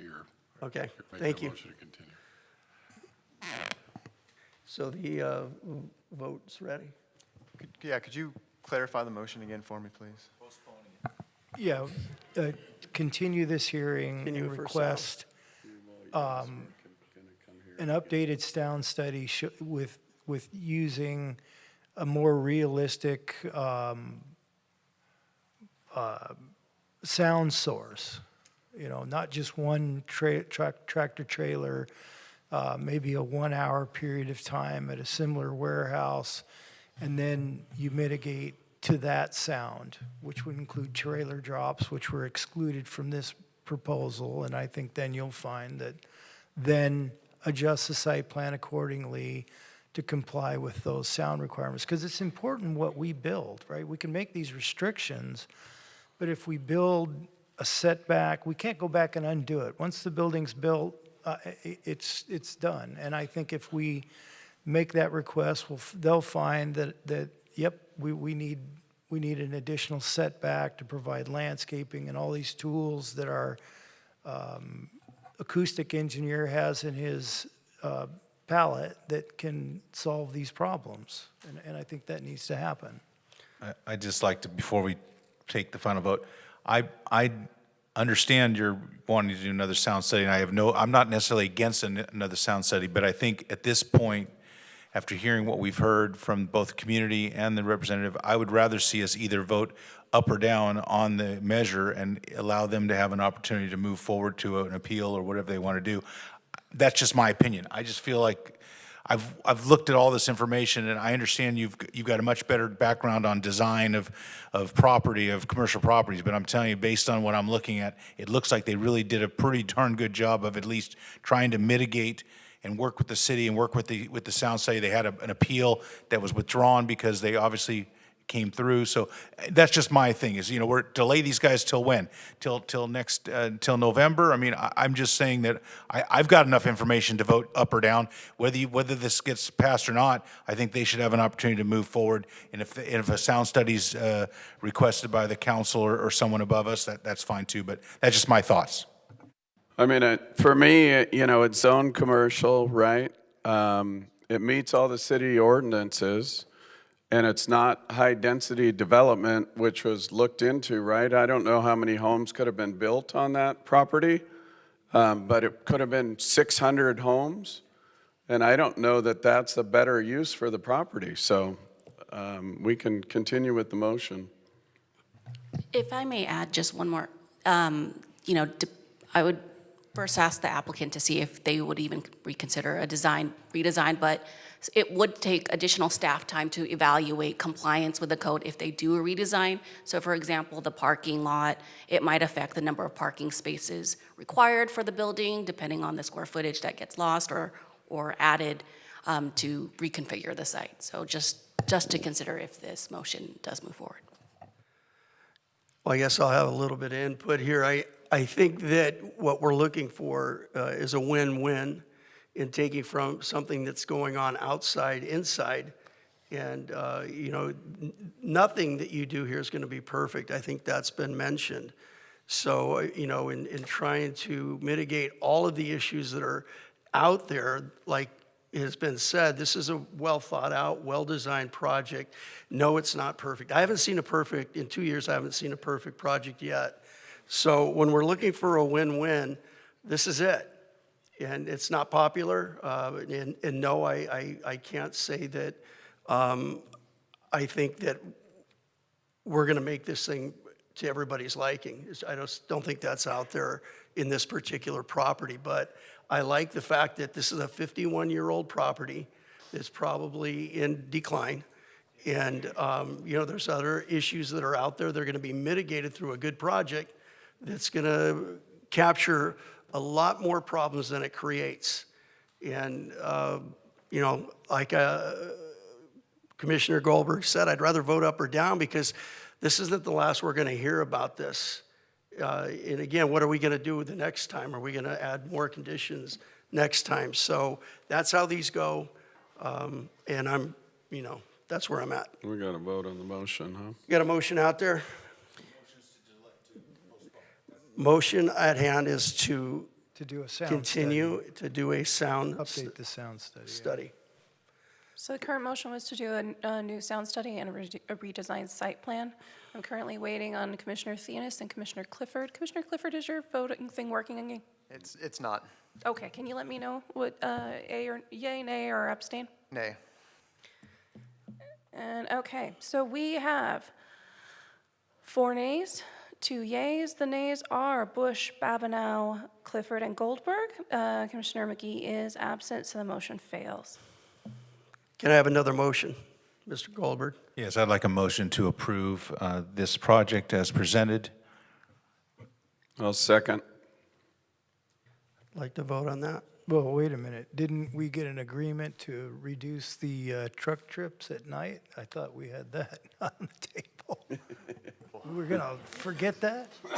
But I thought we were adjusting those conditions, can you, okay, before I Would you like to amend that? I'd like to amend my motion to include the mitigation that the developer had offered regarding the amount of trucks at night. I still second. Well, I think there needs to be a specific number. I would say for me. Can we stipulate that? Yeah, I think what was being discussed was a 50% reduction in the nighttime operation. And that would be my motion. So That would be before my we, motion. I just want to hear from the, Is that right? A 50% reduction in nighttime truck traffic? That's correct. That's great. That is my motion. I as like that amended. motion as amended. That is my second. Okay, so we have a motion and a second.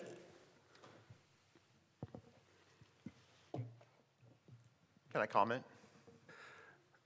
Discussion?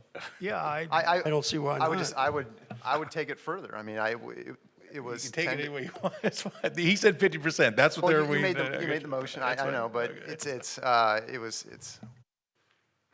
it was 12 times, it was a 9-hour period, that's, right? The project That's still a lot, I want to say. I get it. I get it. I also heard the applicant mention something about, three per building per night. No, I don't know if that was a slip three up, per but- building per hour.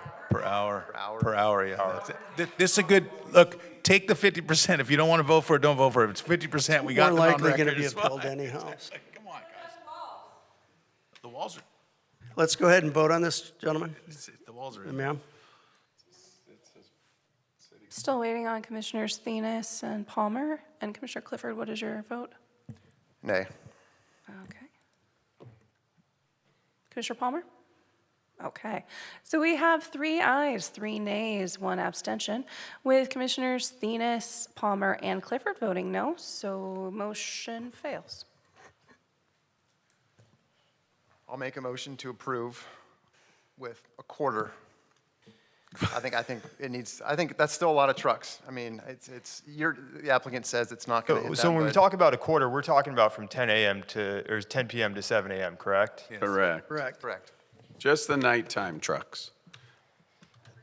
Again, we're talking about the feasibility of this project at the end of the day. We need this project to be able to be leasable. Let's keep order, guys. So I've been doing this for 14 years, and having a use restriction in place like this for 25% of the total trucks is not going to work, period. I mean, we can sell around a 50% reduction at 3 trucks per building, but at 25% of that, it's not feasible. It's not going to work. We want this building to be a successful project. We want it to be leasable. We want it to bring in economic activity for the city. And the only way that that's going to happen is through allowing us to have, a 50% reduction is already a pretty big concession on our part. And I feel like that's more than enough.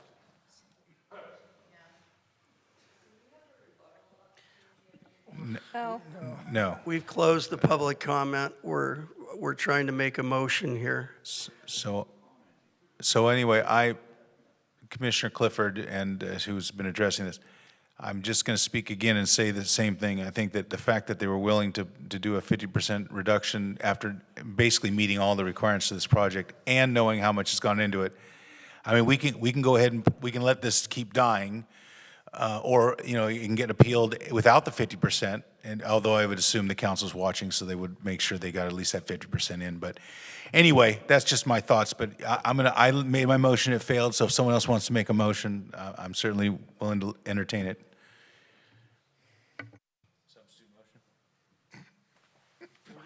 Well, I don't know if it's a substitute motion, right? I'm going to try again, I think, with the 50% reduction. I mean, the project has to be feasible, right? Or it's not going to, it's not going to succeed. And if the project doesn't succeed, then we don't get tax dollars, right? Which I think the tax dollars are important to the city. I think everybody's pretty aware that, we need all the money we can get. And so building something that's not feasible doesn't make any sense to me. So I'll make the motion again with a 50% reduction. Let me ask a question. Yes, sir. You're the broker. What's the vacancy rate right now? It's pretty high, isn't it? Well, the vacancy rate in Huntington Beach or No, the county? in Orange County, in this area. Federal? I can give you 2 different facts. I can give you the general vacancy rate or the vacancy rate for Class A buildings.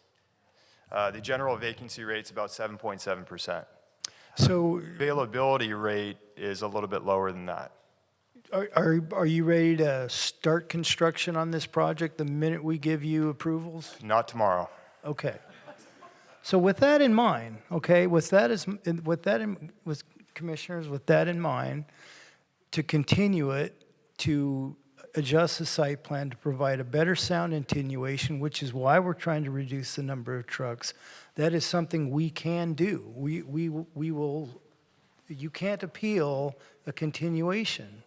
And they can go back to the drawing board. That gives us the power to get this site plan drawn and redrafted something, and we could hustle it through staff. I mean, just moving a wall 10 feet or something, and you know, I'm sure you can get some data quick enough, and we can be right back here and provide a better sound study, and we could do our job to make the site plan change.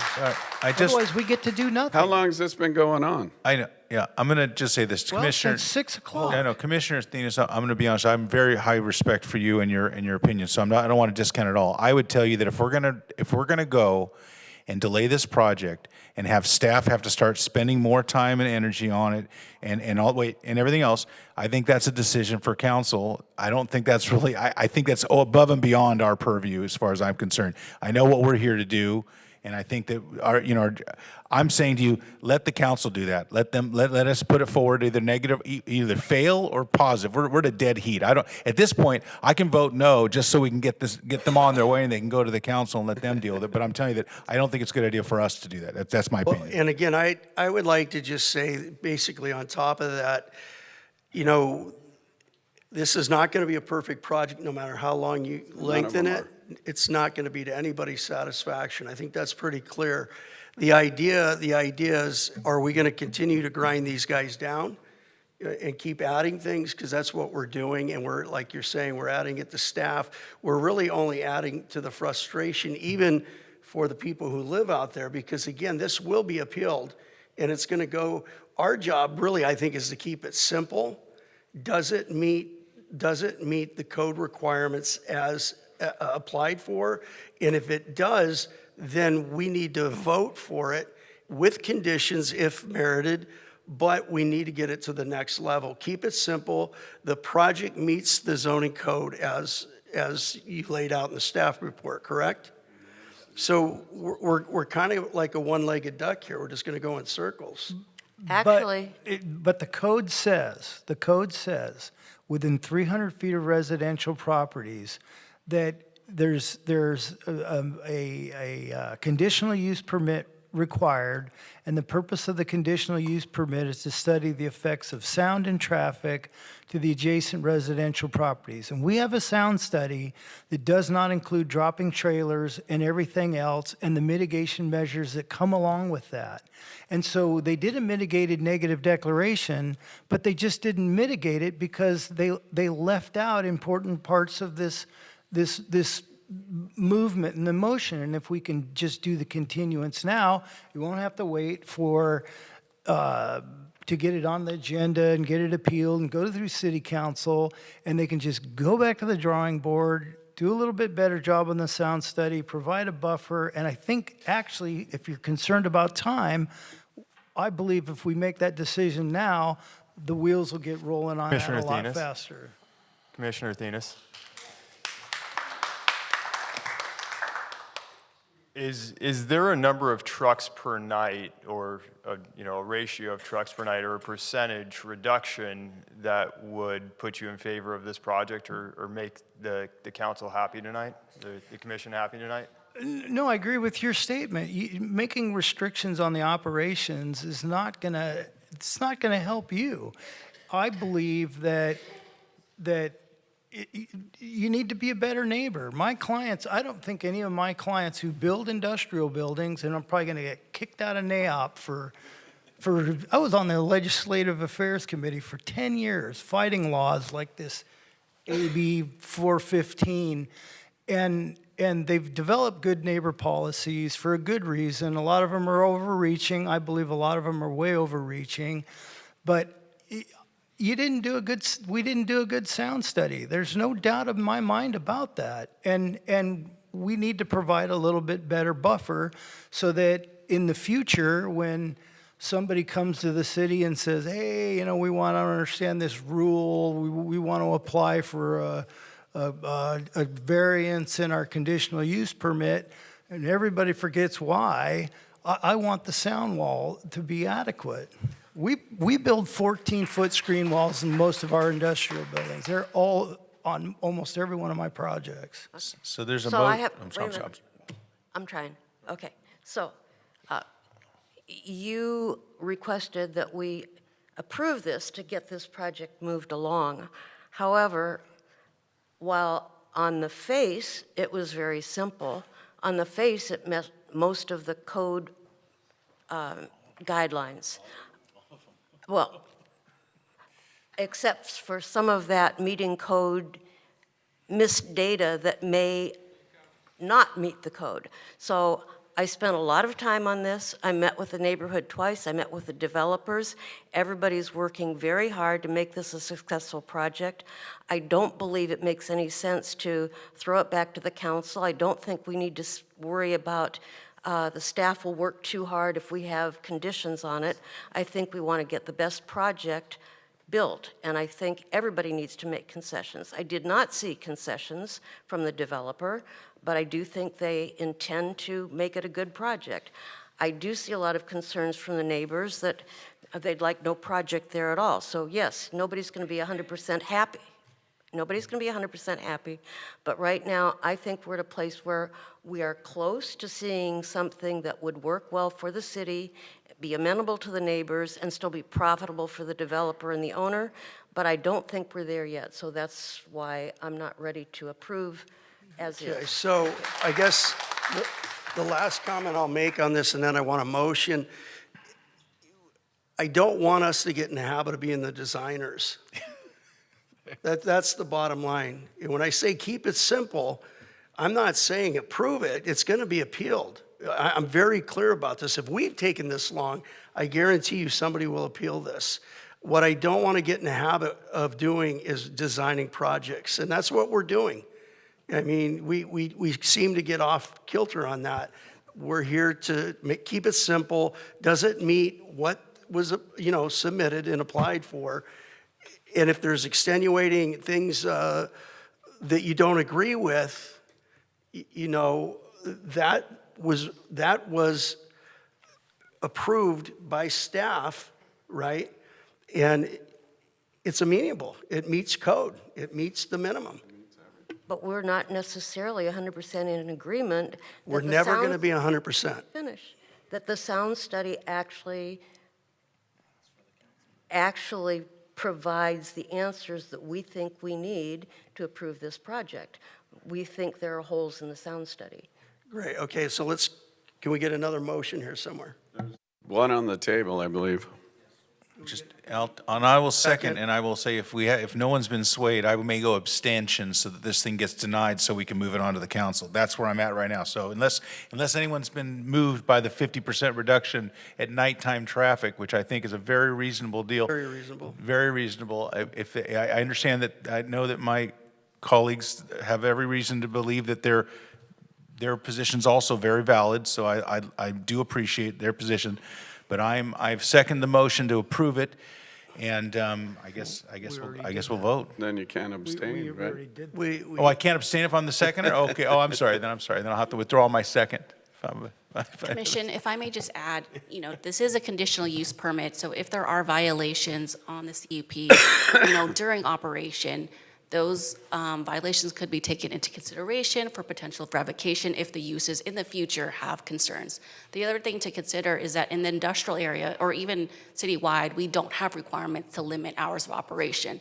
So the fact that they are going through a conditional use permit to have some conditions in place helps protect the community and address some of those concerns. If concerns, do prove to be the case, after construction, post-construction, with these new uses, there is still the opportunity where the community, can file requests to reconsider, and we could look at potential revocation if, for some reason, there are numerous violations on their conditional use permit.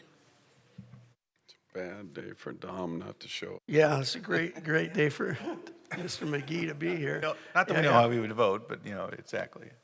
So can I second the motion? I thought we Motion was to approve. We introduced the same motion because we stalemated. We stalemated, so they reintroduced the same with a 50%. I mean, We're gonna maybe have- someone was swayed, Maybe someone was swayed. one way or the other. So I'm just making the same motion with a 50% reduction in overnight traffic, that to approve it as is, otherwise as is. Okay, and Chair Bush is the one who seconds, yes? Yes.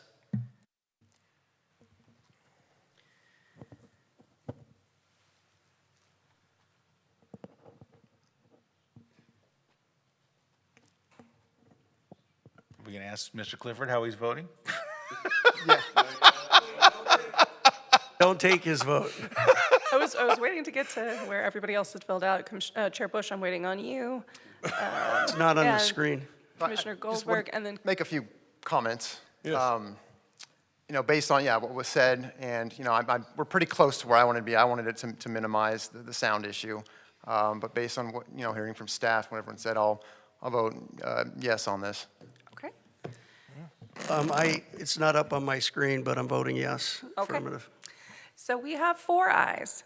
The nays are Commissioner Thenis and Commissioner Palmer. Commissioner McGee is absent. Motion carries. The Planning Commission's action is final unless an appeal is filed to the City Council within 10 calendar days. An appeal must include the reasons for the appeal and the fee and shall be filed with the City Clerk's office within 10 calendar days.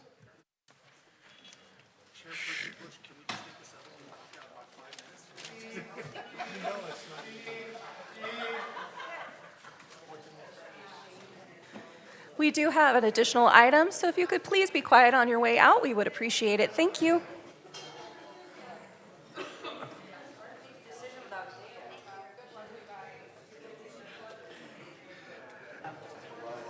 Okay, next on the agenda is the public hearing on zoning map amendment number 19-001, the tentative track map number 16295, conditional use permit number 19-003, Pierce and Green condos. Planning commissioners, please state your disclosures regarding this item. Please start on my right. Mr. Clifford.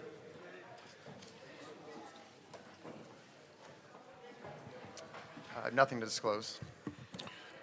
I spoke with Mayor Pro Tem Twining. I spoke with Councilman Williams. Oh, boy. This one.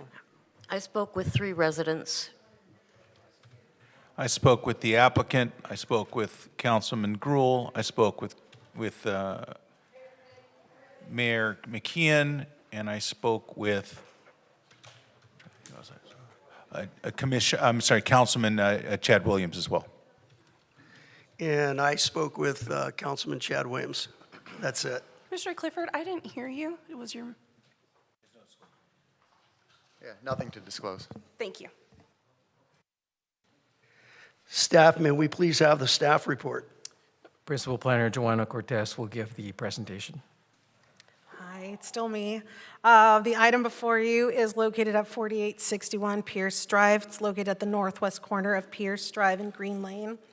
The general plan and zoning designation is RM, known as residential medium density. The property is surrounded by predominantly multifamily with some single-family residential and Weeder Park directly to the west. The project request before you is a zoning map amendment to rescind precise plan of street alignment number 80-1 to remove existing paper streets over existing private easements. The other request is a tentative tract map to permit a 1-lot subdivision on an approximately 1.23 acre lot for condominium purposes. And then the final portion of the request is a conditional use permit to allow for the development of 18 attached 3-story residential condominiums at 33 feet in height, approximately 33 feet in height. The construction also of a 6-foot, 6-inch high wall within the 15-foot front yard setback for private yard purposes along Pierce Drive for 2 of the 18 units. And there is a graphic right here showing the elevation of the 2 units with the proposed back private open space. The first, trying to dive into a portion of the request, which is the zoning map amendment. There's a graphic here showing the existing conditions with the existing paper streets. You have Hideaway Circle.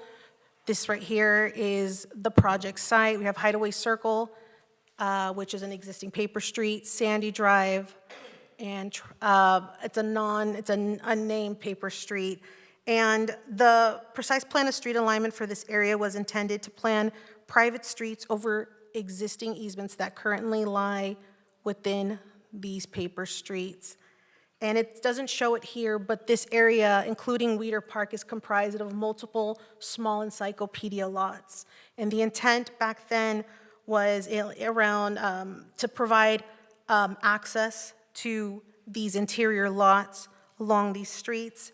In 1981, after recommendation from the Planning Commission at that time, the City Council approved the plan to require larger 33-foot wide street sections along these streets or these easements right here to have adjacent, to allow for 2 12-foot travel lanes plus 1 8-foot parking lane upon those existing private easements, and have adjacent property owners construct the necessary public improvements to develop standard street sections. So ultimately, these were kind of put in place to create proper streets that you would typically see in most neighborhoods. Since the approval of that precise plan of street alignment in 1981, this area has not been developed. If you look at the site, and I'll show some pictures, it's pretty undeveloped out there. And the majority of it is now under ownership of one property owner who is the applicant today. The applicant proposes to consolidate the majority of the smaller parcels to create a one-lot subdivision with private streets and public easements to the city for vehicular access. The 33-foot wide private streets of the past precise plan of street alignment would make much of the property undevelopable with unnecessarily wide streets that would only dead end here to Weeder Park along the west. So rescinding the precise plan of street alignment would make the property or this area more developable, and the proposed track map, which is right here, and so I kind of try to color coordinate it to show the Hideaway Circle becoming the alley, Sandy Drive. Now, a portion of that easement is gone. The only easement that remains is between the property that, this is a separate property owner. They would share an easement here, but that easement would basically go away to allow for this development. And then finally, this would become, this lower or southern paper street would now become a private road that traverses through the project to provide access in from Green Lane out of what would now become an alley. Again, the 2 remaining undeveloped lots that exist here on the site would still have the access through this existing easement and what now would become a private road. So here's a view of the project site and its existing conditions. This is the corner of Pierce and Green.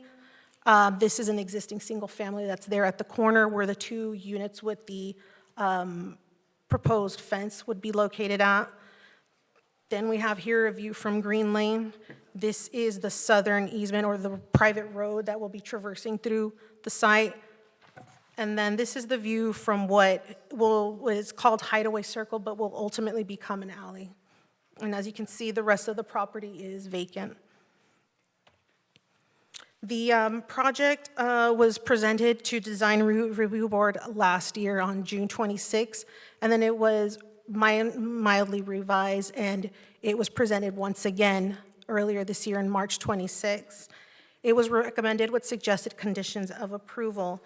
And some of those modifications that were suggested by the Design Review Board was to incorporate additional enhancements to the design of the homes, including reducing the height of the backyard walls for the 2 homes facing Pierce Drive to 60 inches or 5 feet, less than what was requested by the applicant, but taller than staff's recommendation, which is 44 inches. Staff is recommending 44. The applicant is recommending 6 feet 6 inches. And the Design Review Board ultimately approved 5 feet or 60 inches. And their reasoning for it was for safety purposes to allow a taller private backyard that faces a busy street or a more traveled street. and to allow the property owners to fully maximize their private open space area and to allow features such as a hot tub, which would require a 5-foot block wall per building and safety code. So that was the rationale behind Design Review Board's recommendation. Here we have the site plan. We have Pierce Drive here further south. We have the 2 units with the proposed backyard that encroaches into the front yard setback. We have Green Lane here to the east, and once again, we have a private road that traverses through the site. We have a common paseo area that goes through the middle, and you can see all the units. The rest of the units are attached in different formations. One building has 2 attached units, one building has 4, one other building has 5 attached units, and finally one building has 7 attached units, which is the largest one here in the middle. The 18 3-story residential condominium project complies with the requirements of the RM zoning district of the Huntington Beach zoning and subdivision ordinance, with the exception of the request for the 2 walls along Pierce. It is subject to a conditional use permit, and it's being presented today. The project complies with front, side, and rear setbacks, height, minimum parking requirements, and open space. The decks located on the 3rd floor provide additional private open space and are a common feature in new development. They're designed to be oriented from other units. They are set back as well along the areas above the 2nd floor. And they complement the streamlined design of the project while complying with height requirements. Furthermore, the project proposes 2 car garages for each unit, 7 uncovered spaces, and 9 open guest spaces. 9 of the units have 2-car driveways right here, and you can kind of see it, to provide additional parking. 9, those don't count towards a meeting code because tandem parking is not allowed. And then again, the project proposes a contemporary design with building volumes that are articulated with variation. Here we have the Green Lane elevation plan, so the units that face the streets have more enhanced materials and landscaping. Then we have the other Green Lane elevation. And then, once again, we have the Pierce Drive elevation, which has the private open space that encroaches into the front yard setback. Staff has reviewed it and determined that the project complies with the existing land use pattern of the area. Once again, it's surrounded by multiple multifamily in the area ranging from 2 to 3 stories with similar features. It's compatible with other areas surrounding the site in terms of land use, scale, and character. It improves an existing underutilized and vacant parcel of land, and it conveys a high level of quality and a character that incorporates high quality in materials and design. Therefore, staff is recommending approval of zoning map number 19-001, tentative tract map number 16295, and conditional use permit number 19-003, based on the fact that the project will not generate significant environmental impacts in accordance with the California Environmental Quality Act. It's consistent with the general plan and zoning designation of RM, or residential medium density. It complies with the provisions of the Huntington Beach zoning and subdivision ordinance, with exception of the request for the walls. And it's compatible with surrounding uses with respect to heights, setbacks, on-site parking, and architecture, as well as the city's urban design guidelines for multi-family residential. And finally, the project contributes to the city's housing stock, including contributing towards the city's affordable housing requirement as required, and it assists in achieving the city's overall housing goals.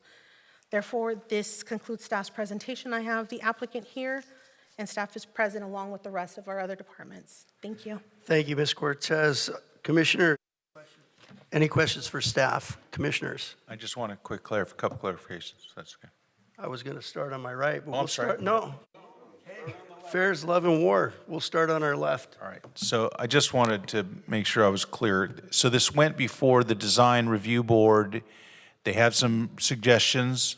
They gave it to the developer, or the proposed developer, and then they came back and they basically met their standard, and it was approved by the design committee. Is that correct? When it originally went to the design review board, Thank you. we got suggestions from the board. However, there was some redesigns that happened afterwards, and we felt that prior to coming to the planning commission, it should go back to the design review board to ensure that we got their comments for the modification of the parking layout as well as the wall. Okay, and I did meet with the developer, and they kind of presented the project, and I'll hold my comments about that when we go to vote.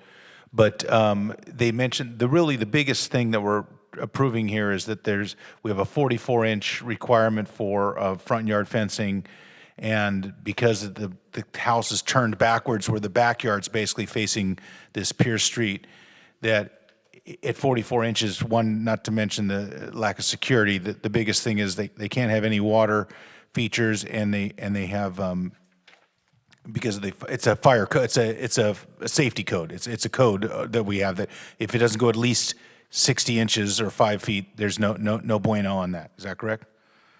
Partly. So what they're requesting is to use the front yard setback to help comply with their required private open space. Historically, multiple developments throughout the city have used that and propose up to 44 inches is what we historically have, which is why we're sticking with that. Have used that more in like more of a courtyard setting.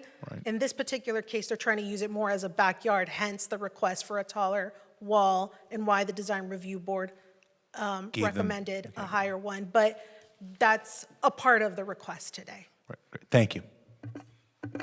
Ms. Palmer? Can you just show me the overall plan map? Thank you.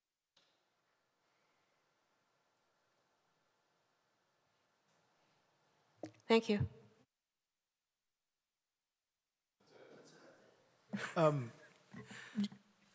Just for everybody's clarification, I voted no on the design review committee because of these walls in the setback. I think they're unsightly, but we'll get into that in a second. But because of that, why couldn't we take unit 5A and 5A and 5E, the two units that have the setback issue, why couldn't we just rotate those 180 degrees and have the driveways off of Pierce Drive, and then that way you could actually make a bigger backyard with a full-size fence and you wouldn't be in the setback? Would there be any problem with that? Would that create an issue? I mean, that would really solve the problem and on the request for We might the want, variance. we might want to consider Public Works. Are there any issues with the driveways being that close to the intersection? It isn't unheard of, certainly, but it is not the preference to have driveways that close to an intersection. These are not really busy streets, so it's not as big of an issue as it would be if this were, large arterial streets. Okay, so we could rotate those units then based on, nobody sees any code issue on that? Typically, when there's alleys or different means of entrance, we take access from an alley or from outside of the street. So we take, from a circulation standpoint, correct me if I'm wrong. So I guess just to recap, staff's position is to minimize the amount of driveway openings serving this site. It would be preferable that it's from within the site and or the alley or the existing opening off of Pierce, as opposed to creating new driveways along Pierce. But we wouldn't be creating a code issue. Like, we have a code issue with the backyard, with these privacy walls, we have a code issue. If we flipped it around, those walls would be in the back off the alley and they could be 6 feet tall and they wouldn't have, the yard would be bigger by 5 feet from what I can see, because you wouldn't have to have that additional 5-foot buffer that they're proposing. So we'd make the yards bigger, and it's not a preference, but there wouldn't be a code compliance issue there, right?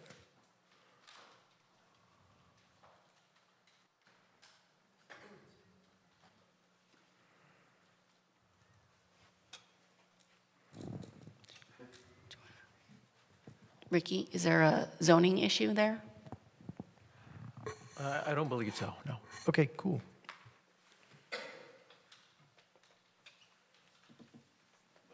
Oh, that was my last question. Yep.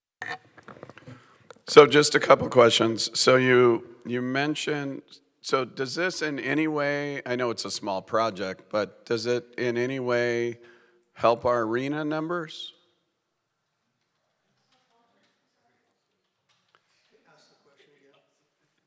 Well, I mean,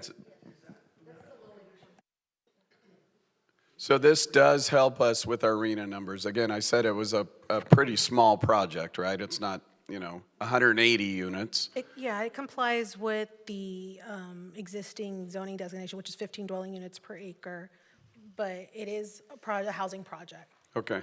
And then you had said something about parking because it's piggybacked. Can you repeat that? I missed that. So we can't count, while the project provides more than what the code requires in terms of the overall number of parking spaces, we can't necessarily count the spaces that are in the driveway as complying with code because of the design.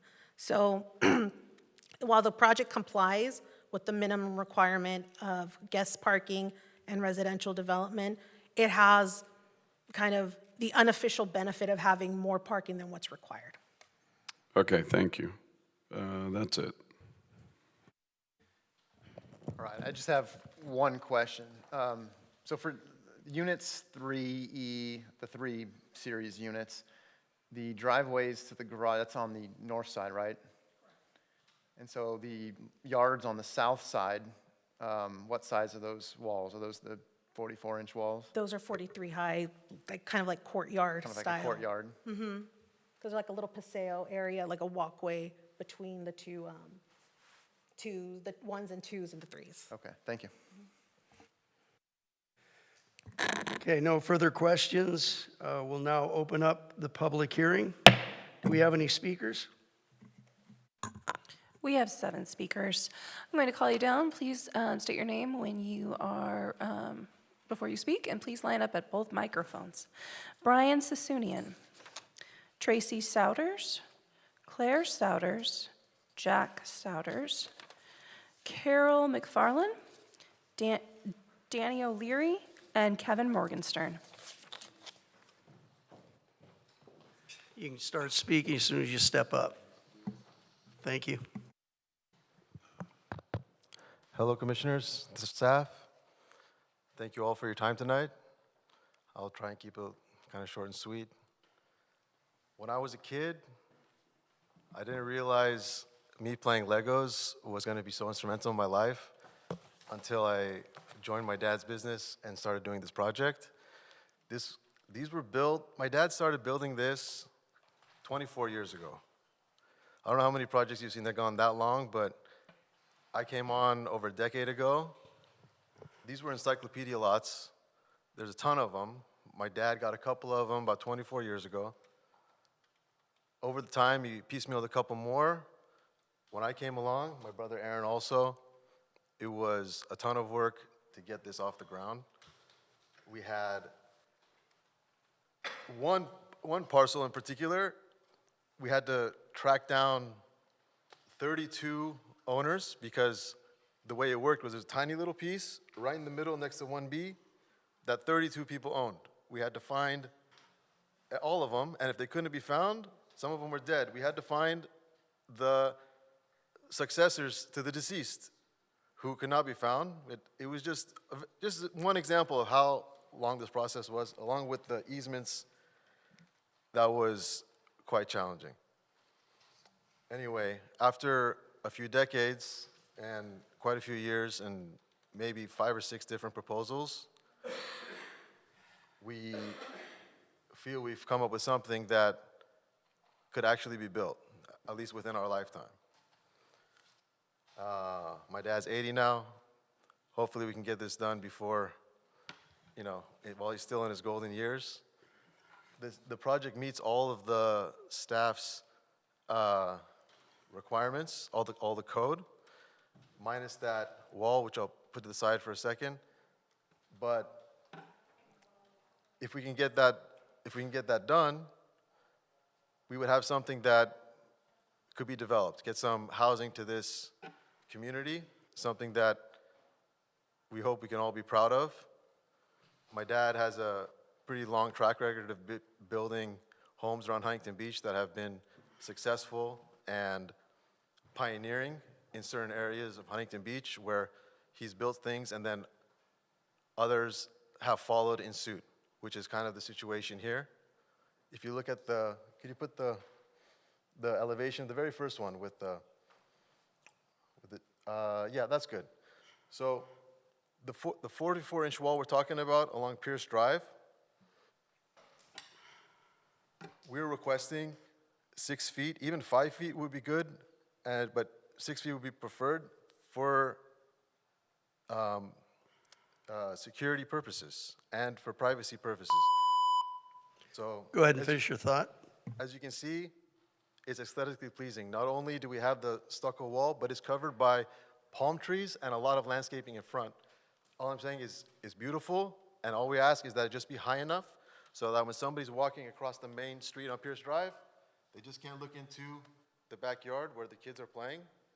It's that simple. I understand that there's a code, but it wouldn't apply to everywhere, just here, because this is the only way we can make this project work. It just happened to be flipped. Okay, thank you so much. Thank you for your time. Next speaker, please. Good evening, members of the Planning Committee. My name is Tracy Souders, and I'm a resident of Huntington Beach and a property owner. We're actually currently the durable power of attorneys for Gloria Souders, who, if you go to the site map, is the property owner at the end of that private easement. I am requesting that the proposed zoning map amendment be denied, as it directly impacts and interferes with our established property rights related to this shared private easement. Additionally, the proposed development raises significant concerns regarding safety, traffic, and privacy for nearby residents. I will address these issues separately. The area in question includes a private easement, which we're all aware of. I appreciate the fact that they hunted down the owners of these encyclopedia lots. However, they never bothered to talk to us. I am also aware that the Sassoonians have been trying to acquire these lots for quite some time. I suggest it's more like 30 years, which is the time that I've known the Souders family. Also, you mentioned that the easement was not improved since the 80s. That would have had to be a joint communication between all owners. We were never once approached by the Sassoonians for that purpose. They have, however, approached us to purchase. In fact, I misspoke. They did not purchase. They wanted to acquire our encyclopedia lot that located at the end of the site map. Approval of this zoning amendment relies on the use of our shared private easement, and it will interfere with our ability to reach our property, which includes a 2-car garage at the back end of our home at 4801 Pierce. In terms of traffic and safety concerns, the proposed rezoning would increase traffic through an area that was never designed for public or high-volume use. The easement currently functions as a limited private access, not as a roadway. Increased use raises legitimate concerns regarding pedestrian safety, emergency vehicle access, and traffic congestion. Additionally, no formal traffic impact analysis has been presented to affected residents. This proposal would in fact convert a private access point into a de facto public roadway. Accordingly, I request respectfully that a full environmental review pursuant to the California Environmental Quality Act be conducted, including a traffic impact study with findings made publicly available. Due process and notice concerns. Affected property owners were not properly engaged prior to this proposal advancing. I understand that the current plans began as early as 2019, perhaps even 2002, providing ample opportunity for communication with impacted parties. Decisions of this magnitude require transparency, proper notice, and meaningful community engagement. Those standards have not been met in this case. We respectfully request a full and transparent review process before any proposals are considered. Rezoning decisions must not come at the expense of established property rights, public safety, or due process. I urge the Commission to protect the rights of existing homeowners and the integrity of this community. I will end by saying, if this goes through tonight, we are prepared to open litigation against the Sassoonians and the City of Huntington Beach. Thank you, ma'am. Next speaker, please. Hi, my name is Claire Souders, and I've been a resident of the neighborhood for multiple years. I'm very familiar with the site and its day-to-day conditions. I wanted to speak on the current use of the property and the claims being made about traffic. The applicant has stated there are currently multiple residential units on the site, including apartments and condominiums, generating approximately 75 or more vehicle trips daily, and that the proposed project would only increase the number to around 105. Based on firsthand experience living next to this property, that does not reflect what actually occurs there. Over time, I've observed that much of the site has been vacant, underused, or in declining condition for several years. Several structures have been removed or are no longer actively used, and the existing units are not occupied or functioning at the level being suggested. The level of activity is limited and inconsistent, not comparable to a fully occupied residential site. An 18-unit, 3-story condominium development will introduce a consistent and permanent increase in residents, visitors, deliveries, and service vehicles. That is a fundamentally different level of intensity that exists today. And it's not reasonable to assume that adding that many units would result in a minimal increase in traffic. Given this discrepancy, I respectfully request that the Commission require an objective traffic count or circulation study to establish accurate baseline conditions before relying on assumptions that impacts will be minimal. Accurate data matters. If the existing conditions are being overstated, then the conclusions about future impacts may also be understated. Thank you. Thank you, ma'am. Next speaker, please. Yes, thank you for hearing us tonight, Planning Commission. My name is Jack Souders, and I own the property adjacent to the project site that relies on the private easement behind Pierce Drive. We do have a garage that opens up onto that private easement. For decades, my property has depended on this recorded ingress and egress easement as its sole vehicular access. It is the legal right that runs with the land. The current proposal suggests that this easement may be removed or incorporated into a new internal system. However, it does not clearly demonstrate that my access will be preserved in its current legal and functional form. This is the reason why they want to flip the houses around. Inside the proposal, they propose fencing it off and possibly trying to charge us to access our own property when we already have a legal right to the easement. I have not, and I do not consent to any relocation, reduction, or modification of my access rights. My access cannot be made dependent on an HOA-controlled roadway or internal system. Approval of this map without preserving access would be inconsistent with the California Subdivision Map Act. Additionally, the proposed development will increase traffic and impact the usability and safety of my access. At a minimum, I request that this item be continued until my access rights are fully preserved in location, function, and legal independence. Taken together, our concerns reflect 3 critical issues: protection of legal property rights, preservation of safe and functional access, and the need for accurate, evidence-based analysis. We respectfully ask that this project not move forward until all 3 have been fully addressed. Thank you. Thank you, sir. Next speaker, please. There's two microphones, folks. You can step up if you'd like to be ready. Hello, my name is Danny O'Leary. I'll be honest, this is my first time in a local public government forum. I've never gotten engaged civically before. But I come here tonight to talk about this proposal, and I think it first off looks possibly like a bad idea for Huntington Beach. My first concern is the giveaway of public assets. The city's being asked to rescind the paper streets and alignments of the plan and be given to a private developer. I'd like to have a better understanding as to what the city receives back in this and how it might be able to benefit in greater. You'd be vacating a public right-of-way to hand it over to a private developer for 0 return. I, again, ask why. By giving up these easements, we lose all the leverage in negotiating to make a proper buffer for the park or for the families using the area. Secondly, and I do say this with some genuine reluctance, I've only moved here in the last 2 years, and I've developed an unlikely, maybe not unlikely, but a hobby nonetheless of bird watching. My friends are already staging an intervention. They keep asking me, are you 35 or 80? I've never intended to be that bird guy, but when you live next to this park and when you live near Bolsa Chica, it's kind of hard not to. One of the local residents I've taken notice is I've seen the white-tailed kite. It's a foraging bird that relies on prairie grounds. Now, regardless of how any of us feel about a bird, the state of California is looking for any excuse to sue cities like ours. These kites are fully protected. If we approve this tonight without any current protocol levels of biological survey, we're handing a loaded gun to Sacramento, to the city, for lawsuits for years. Why would we give them that ammo? Why take the legal risk on a project that's already cutting corners in parking? Parking's a big issue, and giving away safety. I'm not here to stop housing. I know we need it. I'm a big proponent of that. All I'm asking for is responsible planning.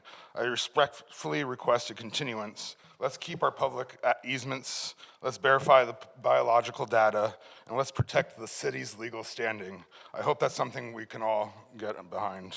Let's delay this until we have a plan that actually works for the neighborhoods, works for the city, and works for all of us. I ask you to take this into consideration tonight, and I also thank you for giving me the time to speak for my Thank first you, time sir. in the public. Thank you very much. Next speaker, please. Hello, Commissioners. Thank you for all the work that you do. My name is Kevin Morgenstern. I'm a lifetime resident of Orange County. I'm also the property owner of 16681 Green Lane. Me and my father bought that in 2021. And, you know, I've had some general contact with the Sassoonians since we purchased that, just in anticipation of the project. It's been on the docket since 2019. Overall, I work in real estate development. I work for Olin Properties. We're one of the largest commercial property owners in Orange County. And I do acquisitions and I run our leasing department. So to say I am a friend of development is an understatement. But of course, you know, when something's right next door to me, it's very, very important to me. I mean, overall, I think for the area, this is gonna have a good impact on values long term. Like, overall, it will brighten up the overall look and aesthetic of the area. It'll bring something new into an area that hasn't had anything built in a long time. Another interesting fact, I've not been able to get insurance recently because of the public, the empty space. It is actually considered for insurance underwriters as blight because they can't foresee why a coastal urban infill would go vacant for this long. So they see it as a risk being next to it. So that's just one thing I wanted to comment. But overall, we also have had complaints with certain people that have come to lease in the apartments and have been concerned about being next to a vacant lot. So long term, I want it to not be a vacant lot. I think the whole community will benefit from it not being a vacant lot. It's been a vacant lot for too long. So it needs to be something. You know, overall, I think the project has good parking. Parking is tight. And you guys know during COVID, everyone decoupled, houses decoupled, right? As housing got more expensive, or as many people wanted to go individual, people moved into more one bedrooms, things got less dense. Now everything's gotten expensive, people are decoupling again, or coupling again. So there is so much parking strain in this given dense area. So I think the project does have ample parking. I think you should look at the tandem spaces. And then lastly, you know, the Sassoonians and me have been going back and forth about, you know, my impact here and the wall and that little vacant space up there, but we're working through it. We don't have an easement or anything in place, but, you know, they've been amenable to talking with me, and overall, I'm in support of the project, so.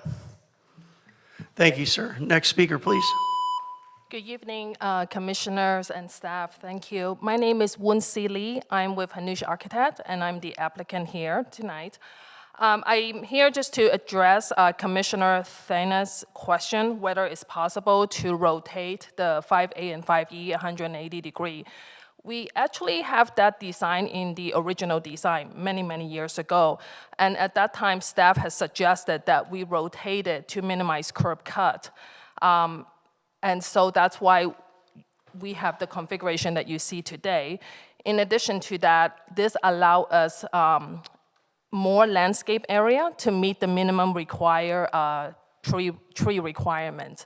And I also wanted to point out that Bijan and Samir had thoughtfully designed this project, and we are meeting the needed housing demand that is needed today. Instead of building apartment, you know, Bijan wanted a more like a single-family homes, you know. And so what you see here, even though they're attached, when you see in the elevation, they feel more like a single-family detached homes with two-car private garage and driveway. So I just hope that Commissioner can see the benefit that we're bringing this project to the community. Thank you. Thank you, ma'am. Last call for Carol McFarland. Okay. We have no further speakers. No further speakers. Okay, with no further speakers, we will now open, or excuse me, we're going to close the public hearing now, and planning commissioners, let's deliberate. Unless you want to make a motion. Well, one quick question to staff. There was a claim of a private easement being expanded on or used, and when you read the tentative map, that driveway easement that serves the properties along Pierce Drive, I believe that's what we're referring to, it says that it's an easement for the street purposes only dedicated to the city Huntington Beach on various deeds of record. I imagine Public Works verified that that was an easement for streets to the city. Is that what those are? Or are they private drive easements? That is correct, Commissioner Thenis. We did review the easement deeds, and they are dedicated to the city, to the public, for public use, and we're adding 4 more feet to that southern drive aisle to make it a 24-foot wide public easement for fire access mainly, and then it'll be for the public as well. Okay, so the existing easement in place today that's currently being used, that was dedicated for public purposes by some other instrument prior to this project? Correct, Okay. correct. And that was even dedicated prior to the precise plan of street alignment that we're asking to rescind tonight. So that's that. You mean the street vacation of the street through the middle? That's a portion of it, but the precise plan of street alignment was to widen the streets to a standard street width over existing public access easements. The access easements are not going away. The street easements are remaining to the public, and only a portion of that middle easement will go away, but the remainders will stay. Right, the easement running through the middle of the site, a portion of that's being vacated, I take it? Correct. Yeah, of course. Okay. So,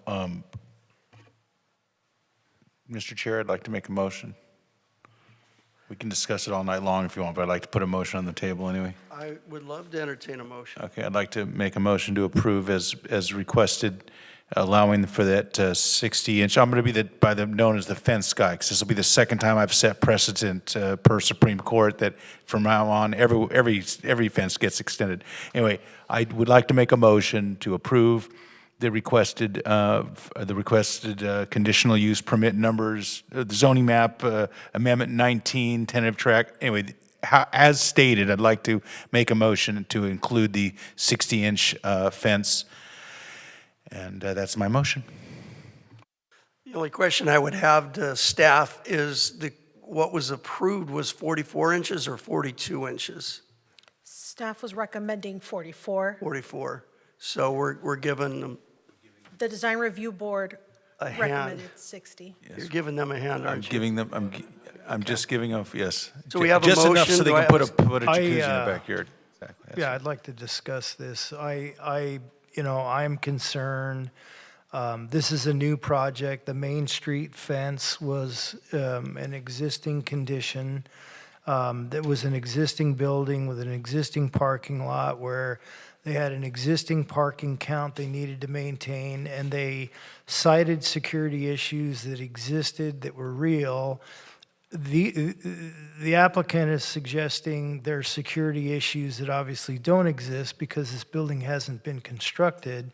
And when you look at our older subdivisions throughout the city, we have curb, gutter, sidewalk. It's a concrete jungle, and that's all we have. And if you look at Seacliff Village, that's modern planning. Modern planning says we have setbacks, landscape setbacks. We don't build walls straight up so that you don't have this crowded feeling. That's so approving a taller wall within the setbacks is taking a step back from modern planning, which suggests we provide landscape setbacks without these walls. And you'll see that again around the Seacliff area and all of our newer subdivisions. We have landscape setbacks before we have the walls. Even on the rear property lines, you'll see that up and down Golden West, south of, just north of Pacific Coast Highway, the newer subdivisions provided that landscape setback. So again, this is setting a precedent that I'd really like not to approve. I'd really love the motion to be revised, to provide a staff recommendation, 44-inch wall, and I'd like to respond to the commissioner before we decide if we're going to amend this or not. But what I'll say to you is, first of all, the city has been battling the state of California with tens of thousands of dollars to stop development in this city. They've absolutely, we are known for it throughout the entire state. This is a beautiful project, is a $20 million project. You're talking about 2 of the 18 units. By the way, when I look at that site map, if you can put that back up real quick, I will tell you the other thing. Forget about all the other rigmarole we're talking about here. The fact that the front is going to face their other neighbors that are going to be right across there, the 1B and 1E, makes it feel more like a community. Now, I know that there's homes to the left there that are not going to be part of this area because unfortunately, or fortunately, they wanted to stay there and they didn't want to, we couldn't make this, it would be really cool if we could make that whole thing exactly the same. But here's the deal. This is an opportunity. It's sat there since 1981. This guy's been dealing with this thing for decades to give them from 44 inches to, and they wanted 6 feet, which quite frankly, I believe they should get, but I'm not going to argue that here with the commission because 44 inches is a standard, but they were willing to your committee, I shouldn't point at you, but the committee that you served on agreed that 60 inches was a reasonable compromise, and it will allow them to put a jacuzzi if they want to put a jacuzzi or whatever else, and it will give them a little more security. So I don't see any reason to change my motion, but of course I need a second. So there you go. Thank you. Do I have a second? I'd like to share my I agree with Commissioner Thena's logic on this. I mean, I drove the street, and there's no walls that are that tall. I mean, to say it's a security issue, the house next door has no wall, right? It's not the backyard, though. It's the front yard. That's fine. Would the applicant, would the applicant agree to rotate the houses? I think they wanted to do that in the beginning, and that would solve everybody's problem, I think. And in fact, I think it makes the backyard bigger.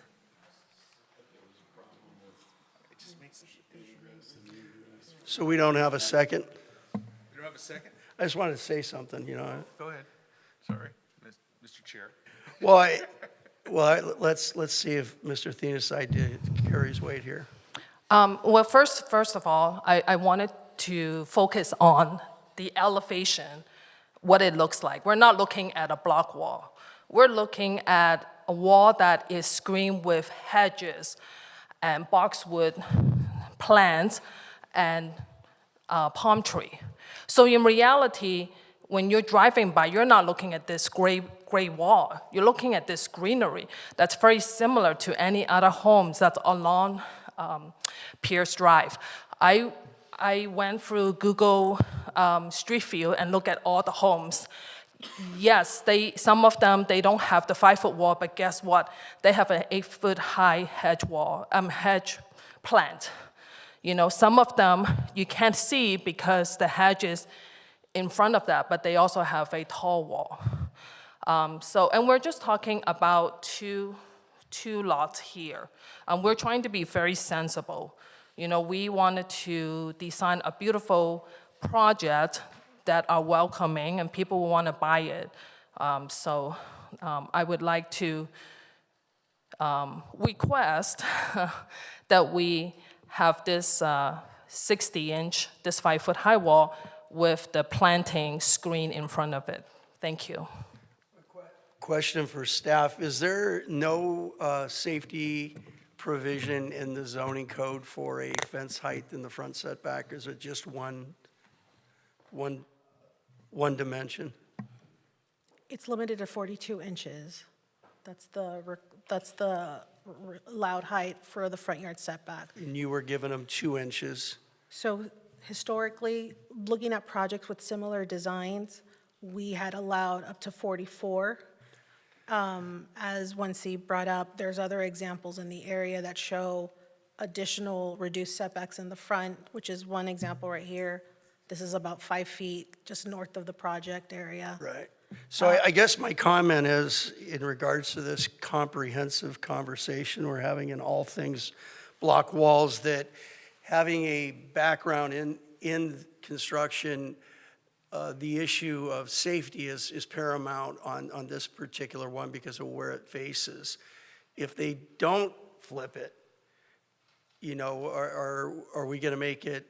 I think we should be concerned with the safety of the people that are living there for a couple reasons. People jumping the fence, and the other one is that if somebody does put a hot tub in there, that the state requirement is 60 inches.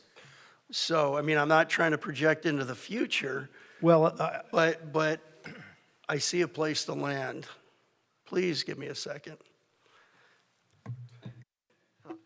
I have a couple things. I understand we don't want a city of walls. I do understand that. So I would prefer a lower wall, but I like the landscaping. But I also agree that within a tract, within a neighborhood, you pretty much want to face your community. So having those 2 homes face an outer street seems a little like a disconnect to me. That's all. So overall, this looks much nicer than some of the things we've seen. I'd like to follow up my earlier comments regarding units 3, the 3 series, and you know those areas, those front yards have the 44-inch wall. What's the difference besides the fact that it's on the main street? But I mean, it's the reasons being used are that you want to put a hot tub in. Well, can these people put a hot tub in? Well, it's not the same argument. Well, it's just the potential. I like both ways. If they could flip it, it solves the problem. If they can't, you know, half of one doesn't have another at this point, guys. We have a motion. Listen, I just have just one comment, and then I'll second the motion.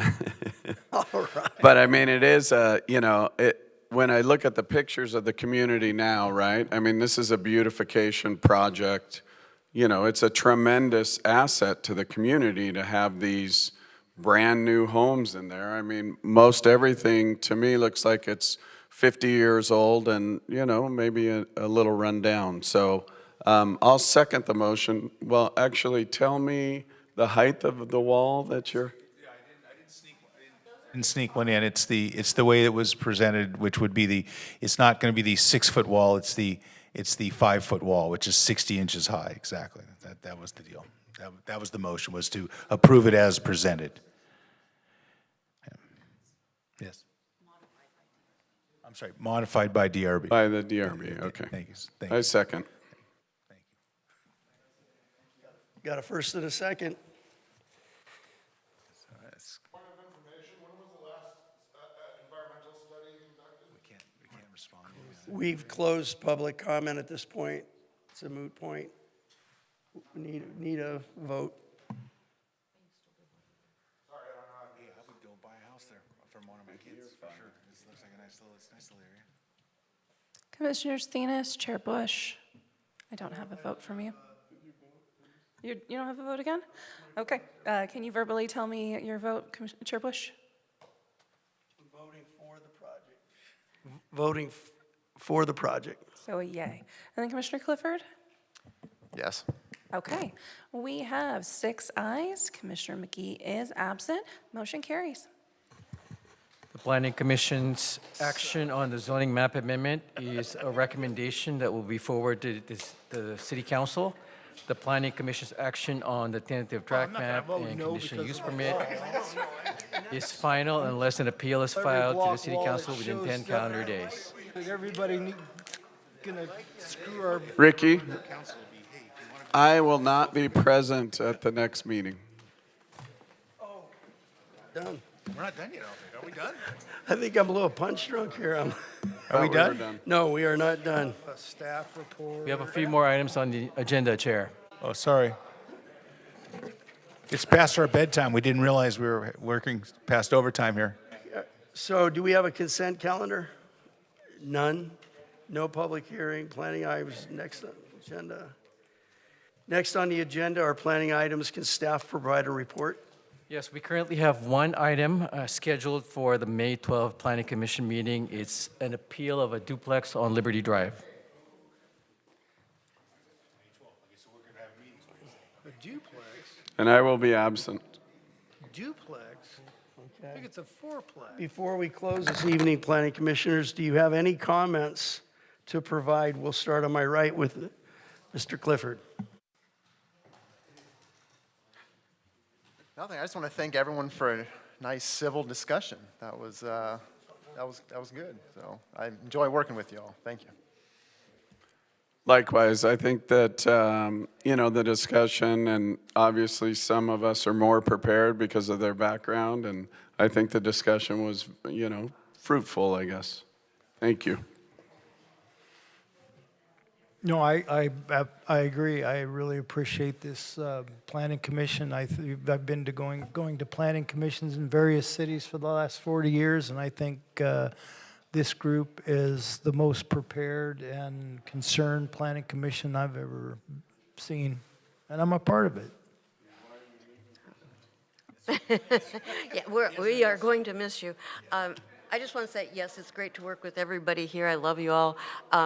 I find it very fascinating. I haven't been on this commission for a terribly long time, but what looks like a simple project on the face is every one of them seems to be a can of worms. So thank you for all the work. If you're spending as much time as I am, your family's probably throwing things at you.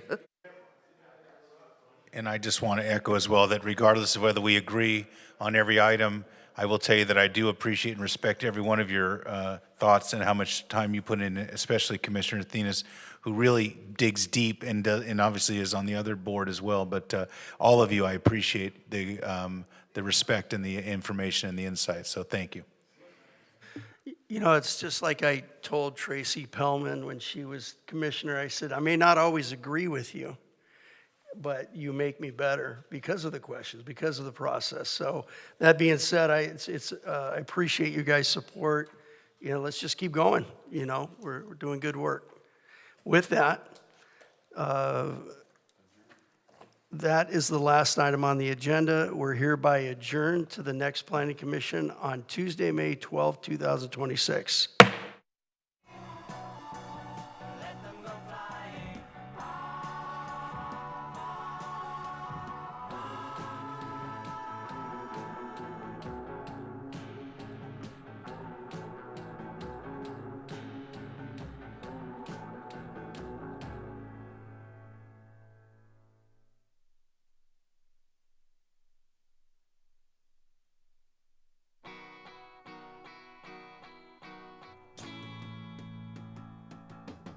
Once I had a dream that made me sad.